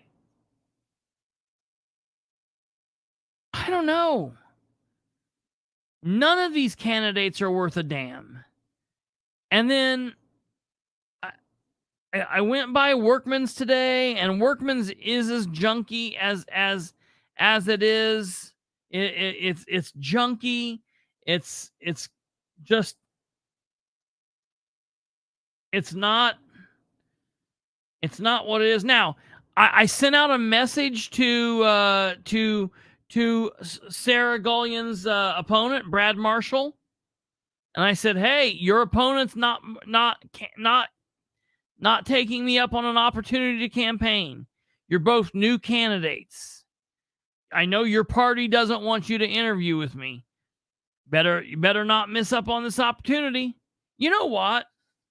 I'm going to get to a point where I say, I'm not doing candidate interviews. I'm not going out and asking somebody. If from now on, after this, I will do interviews of people who come to me and say, hey, will you do an interview? Not because I am somebody, not because I'm anybody, I'm nobody. I don't need Mike Jones or anyone else to tell me that. I am no one. I am simply the vessel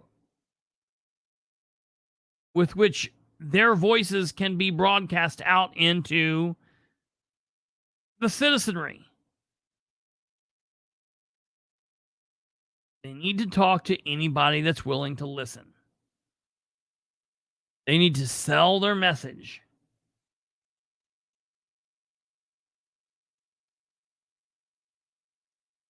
I don't know.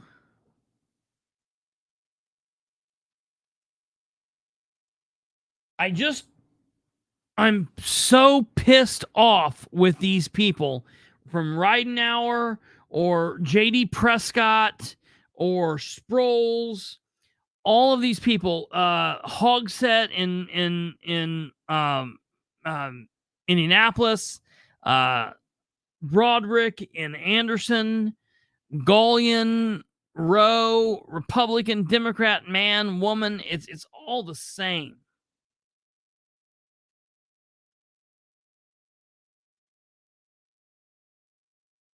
Yeah, no, I'm not. That's what I'm saying. I'm not begging them. I'm just saying I'm not even going to do it. You know what? Andrew Pop bugged the piss out of me about it. Bugged the piss out of me. Are you going to do it? You're going to do it? You're going to do it? You're going to do it? And you know what? At the end of the day, I respect the shit out of him for that. On this end of that, I got to say, I respect him for that. Audie Barber and Darla, Audie's wife,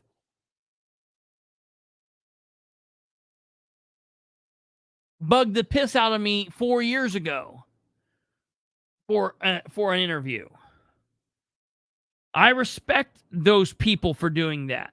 Those people that are knocking down anyone's door.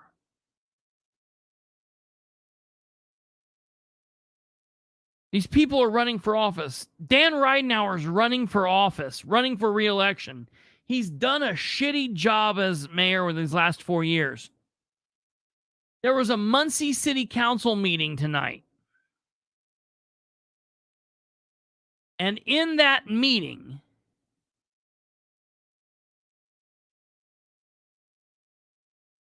another community activist / journalist, Elizabeth Edgell, stands up and asks why the mayor is not there to present his budget for his specific office. All right, quick little synopsis of what happens with the budget meetings. For those of you that have not watched the City of Muncie budget meetings, or for those of you that don't know what they're like, okay? Basically what happens is it's just like the other budget meetings we've watched. The council gets up there, they're doing their thing, and they go through the department heads, they call the department heads up, and basically what happens is they say, okay, we're going to talk to the HR department. We're going to talk to the HR department. We want the HR director to come up, and the HR director will come up and talk to him. We're going to talk to the police department, and the police chief will come up and talk to him, or whatever. We're going to talk to the animal shelter, and the animal shelter will get up and talk to him. All right, that's what it's supposed to be. There are 3 of these meetings. There was one back on September 26th. There was one tonight, and then there will be one next week. Okay, look at this right here. Here's tonight's meeting. I want to show you this. No increases except in the payroll area. Here's Craig Wright. Craig Wright. Now, he's not here for he's the controller. He did his budget last week, 2 weeks ago. He's not here doing the budget for the controller's office. See, it's the city budget. Within the city budget, then there's line items for each department. No, he's here for the mayor.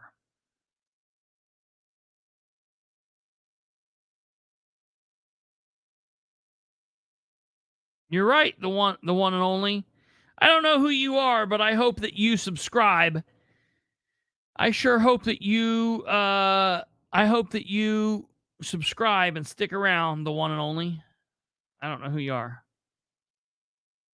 but you're right. He is like Biden. Rebecca LaFleur, that is exactly her. Right up there. Oh my God, I can't even stand to look at that. Ugh. All right. So Craig is here on behalf of the mayor presenting the mayor's budget for his office. Okay? And it's shocking to me that's happening. Okay? But he says it, and I'm like, the mayor's not even here presenting his own budget. Like, he thinks that that's okay. Well, listen to what happens. This citizen gets up. This is citizen activist journalist Elizabeth Edgell. If you would, please identify yourself for the record, and I would ask that you speak only on the issues at hand. My name is Elizabeth Edgell, and I'd like to know why the mayor isn't here and how come he hasn't been coming to city council meetings. I can't answer that. I don't know if Mr. Wright can.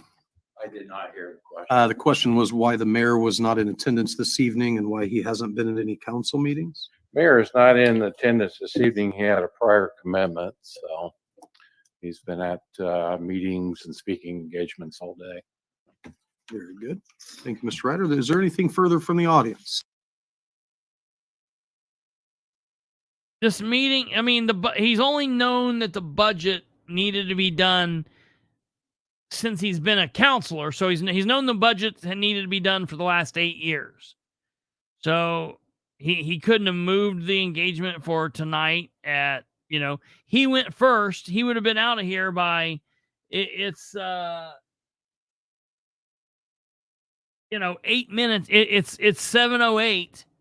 So that's ridiculous to me.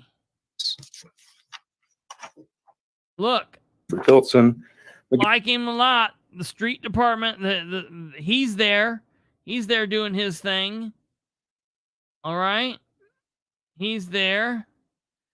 Deputy police chief is there. Now, he's not the chief, but he's there representing the chief. So I'm okay with that. I mean, I wish it would be the chief. It should be the chief, but okay, something maybe happened. That's fine. Whatever. At the end of the day, the mayor should be there. The mayor is running for re-election. If I see that the mayor is holding his obligations, that's liable to make me want to vote for him more than if I think, well, he's just out. He's not been to a council meeting in 8 months.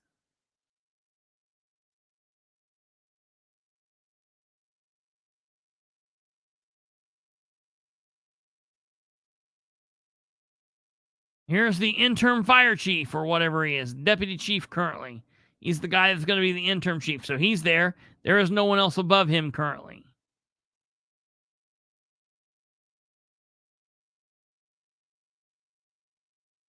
I just don't understand.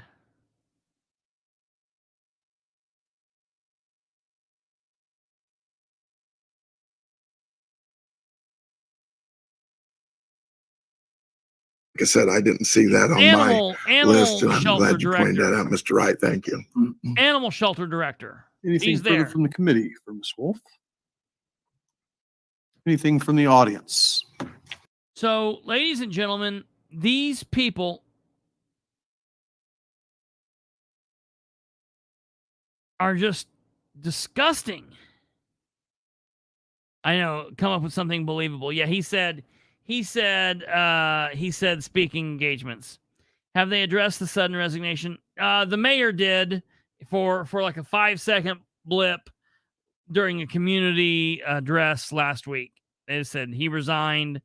I think he resigned because the city of Muncie tabled the firehouses. I think they're trying to retroactively He didn't give a causality. shit about the fire chief. He used the fire chief as a segue to plug the fucking firehouses and bitch about the council tabling it and made it sound like the council just, destroyed any hope of a future firehouse. Lying sack of crap. Yeah.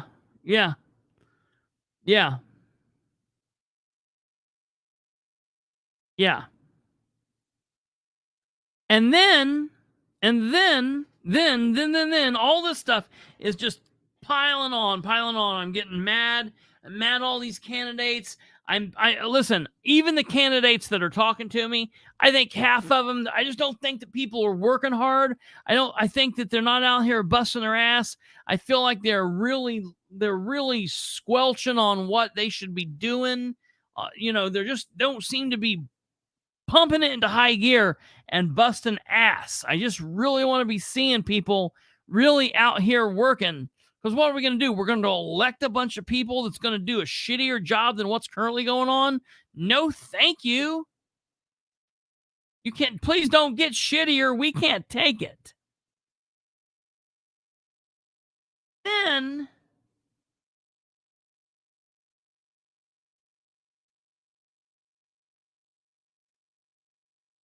Then I get this. And this is what we're going to end on.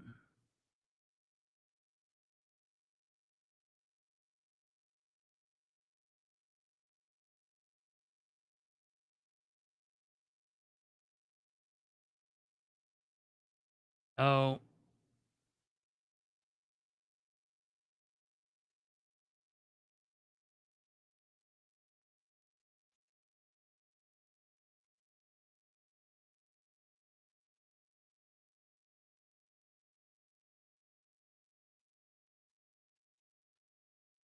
Kate, can you put that the first one, not the big one, but the short one? I just sent something to the group. Can you put it in the overlays, please?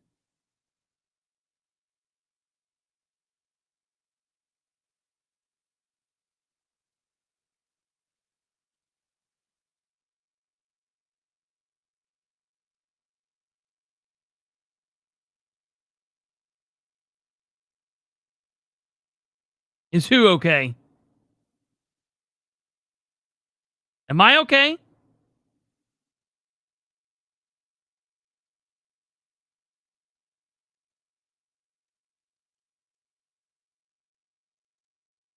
Okay. No, not that one. I said the short one. The first one.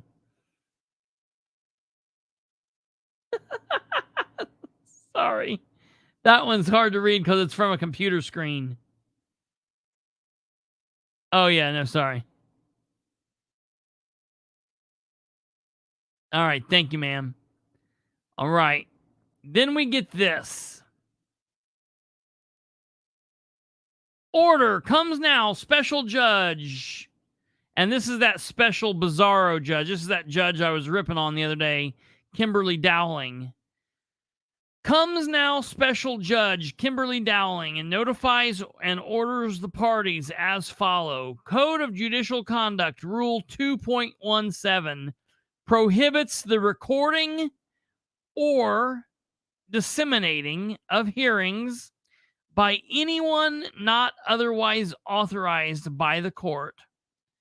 The parties are hereby notified that they are not to record or otherwise disseminate any hearing or proceeding in this cause of action.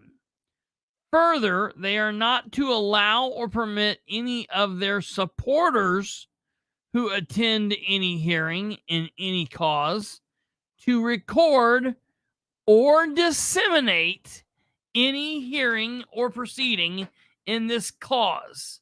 And they are to notify anyone who attends a hearing with them of this order. Failure to comply with this order may be punishable by contempt proceedings. Okay. Well, I understand what Rule 2.17 means. You cannot record courtroom actions. I get it. Unless you ask the judge and you get it in an order stating that you can record that specific day, that specific question, issue, whatever. But something is really strange here. So it's telling the parties to the case that they cannot record, and it's then telling them to tell any supporters that show up. But what's really weird is most of these would say and have said, you are not to record and disseminate. This says you are not to record or otherwise disseminate. Well, let's look at what disseminate means. disseminate, when defined in law, all right, means the same, well, actually the same thing it does when you look at it in a regular dictionary. Spread information widely. Spread through the act of recording, verbal, written, video, audio. This is an order that Judge Kim Dowling ordered on the 5th of October. This order is in the case of you're right, Annie. That's really interesting. This court is in the case of Dylan McAbee, petitioner, versus Joshua Kimbrell, respondent. This is Josh's court case tomorrow. Is that what she's saying, Joey Simpson? Is that what she's saying? It makes it seem like she's saying, I couldn't go there and record, or I couldn't go there and watch,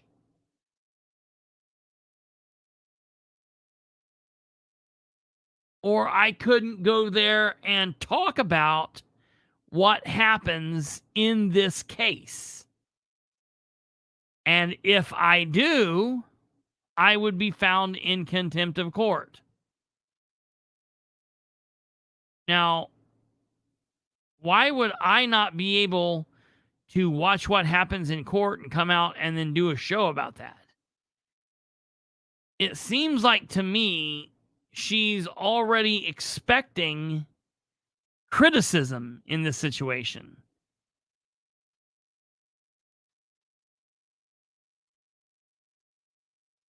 You know, it just seems really, really odd to me that she purposefully made, and I've asked some people within the legal system, and they say, yeah, this order looks very bizarre. This does not look like a normal order. And it's just weird to me. It's weird. It's very strange. And it's just coming on the heels of, what, 3 days ago?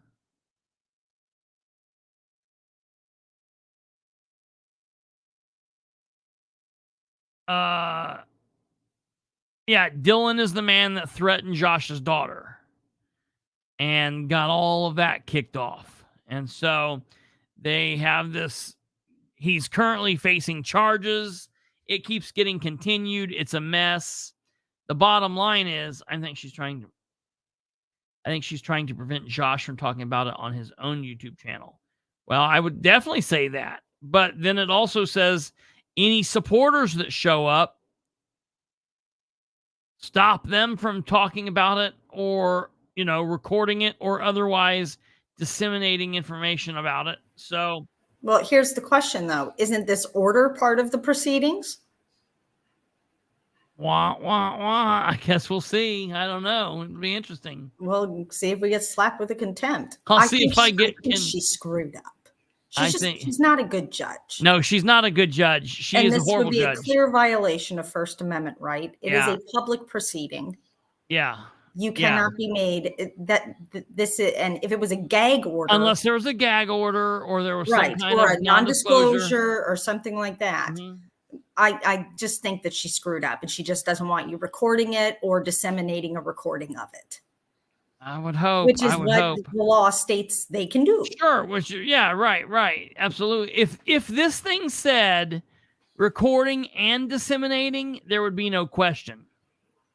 But where it says recording or is kind of strange to me. So I guess time will tell. We'll find out if I'm getting in trouble for this. I'm going to take you all with me too, including Kate. So, we'll, if one of us is going down, we're all going down. That's why I hopped on screen. So it's not just your ass, it's mine too. So that's that. The very last thing that I want to say, and we're going to call this a night, is for some unknown reason, and I, for the love of God, cannot figure this out. Dan Ridenour is telling people that in July of 2020, at the council meeting, he took before the council a resolution that brought up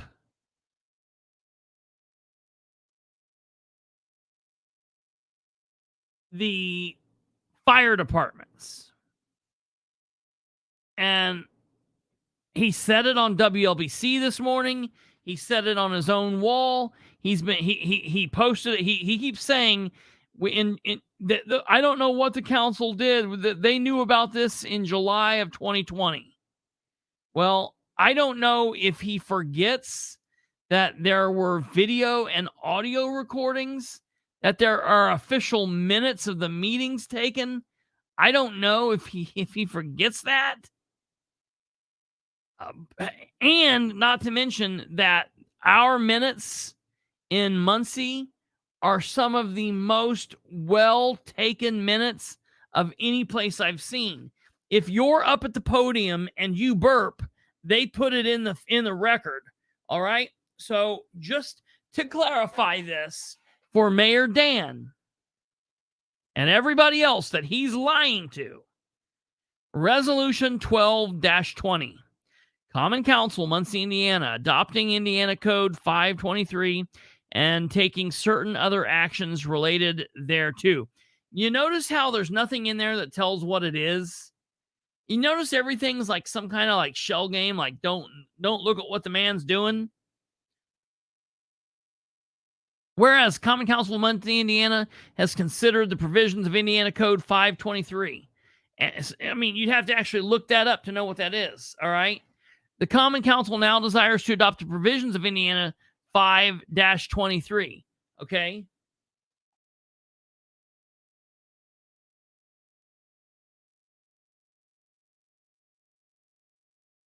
All right, to look those up, the Indiana 5-23 is essentially the information for the build, operate, transfer. Okay, that's what this is.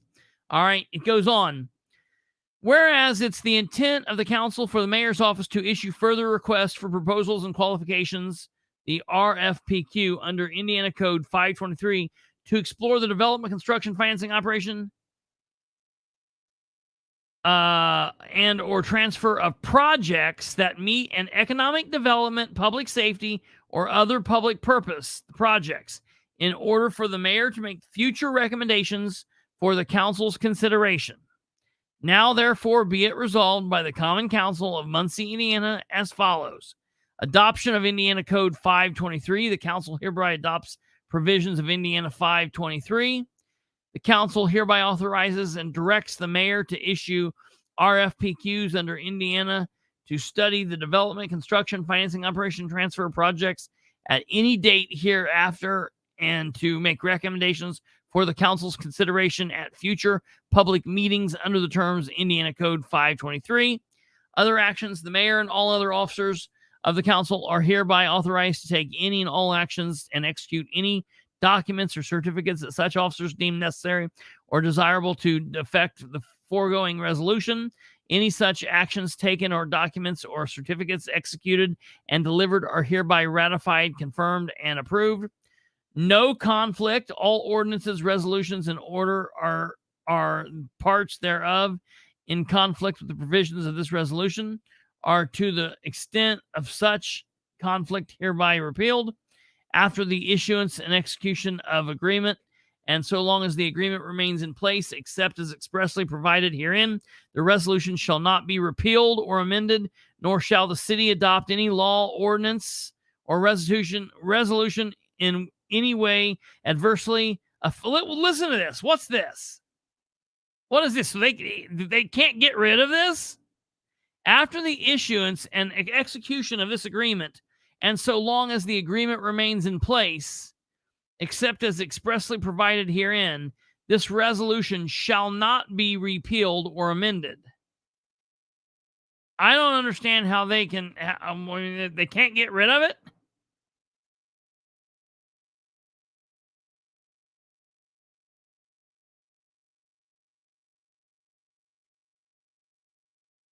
In any section, paragraph, provision of the resolution shall be held to be invalid or unenforceable for any reason. The invalidity or unenforceability of such section, paragraph, provision shall not affect any of the remaining provisions of this resolution. Effectiveness of this resolution shall be in full force and effect from after this passage. Okay, and there it is, ladies and gentlemen. The mayor of Muncie at no time brought up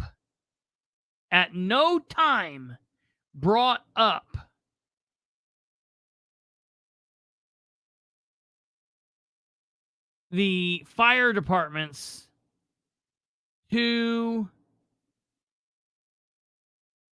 the council. And tomorrow I'm going to work on bringing the places to you all where he has said that he brought this before the council. It's just absolutely gross to me. Let me see right here.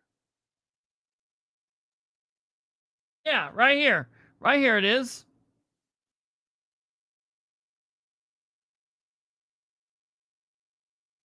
Extremely disappointed that City Council agrees the fire stations need to be replaced, but won't vote on it until at the end of planning.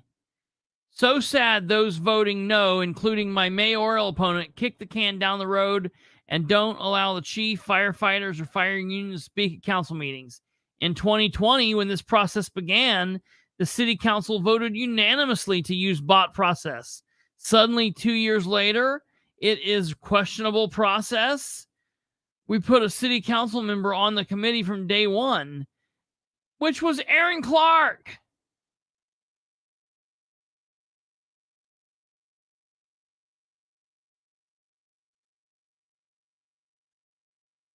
I'm looking to see if this has an edit. View edit history. Oh, wait. Let's see. How did he edit it? Extremely disappointed that the city council agrees that fire stations need to be replaced, but won't vote for it at the end of the planning. So sad those voting no, including my mayoral opponent, kick the can down the road and don't allow the chief, firefighters, or fire unions to speak at council meetings. In 2020, when this process began. Okay.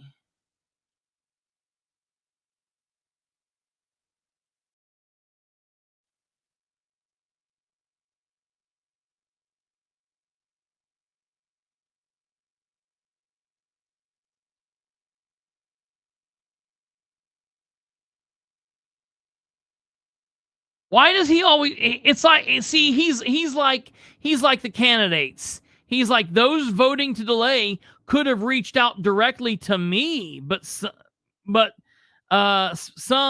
but not all did. Why isn't it not Dan's responsibility to reach out to the people he's trying to sell? He's trying to sell the council on it. He's the salesman. It's his responsibility to reach out to them. These people have this shit so backwards, and it's so sick. I am so over it.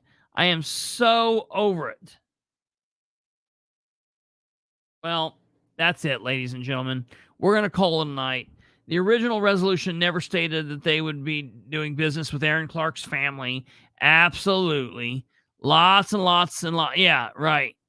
2 years later, after seeing who's involved, yeah, it becomes suspect. Absolutely. There's lots of different things here. There's lots of different issues here, and it's just the same old bullshit from this mayor. And the problem is, folks, he's not who we need. And I feel like, I don't know. I hope what's the best for Muncie works out in the end. But I just have a bad feeling all the way around, honestly. So, all right, ladies, that's going to do it for us. If you got anything out of this, I'm going to ask that you please consider liking the show.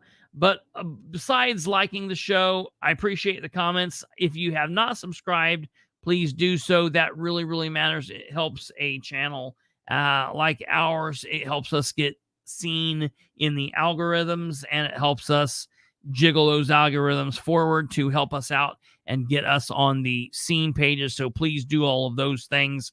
Share the show with everyone you know. Help spread the word. And more than anything, come on back here this time tomorrow, 9 p.m. Eastern. We're going to have more on Sproles. I'm going to be digging into all of this and a whole lot more, folks. We are now deeply battling stupidity, and it's going to be a long, long, hard fight. The postscript for tonight, ladies and gentlemen, is so much stupidity, so little time. All right, folks, take care. Good night. God bless. I'll see you tomorrow. Goodbye.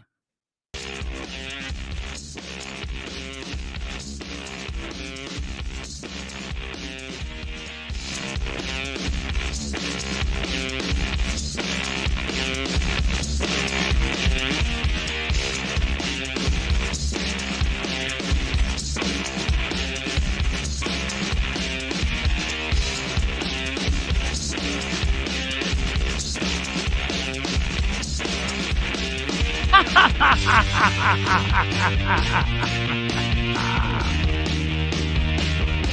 30 minutes left, folks. Get ready to vote.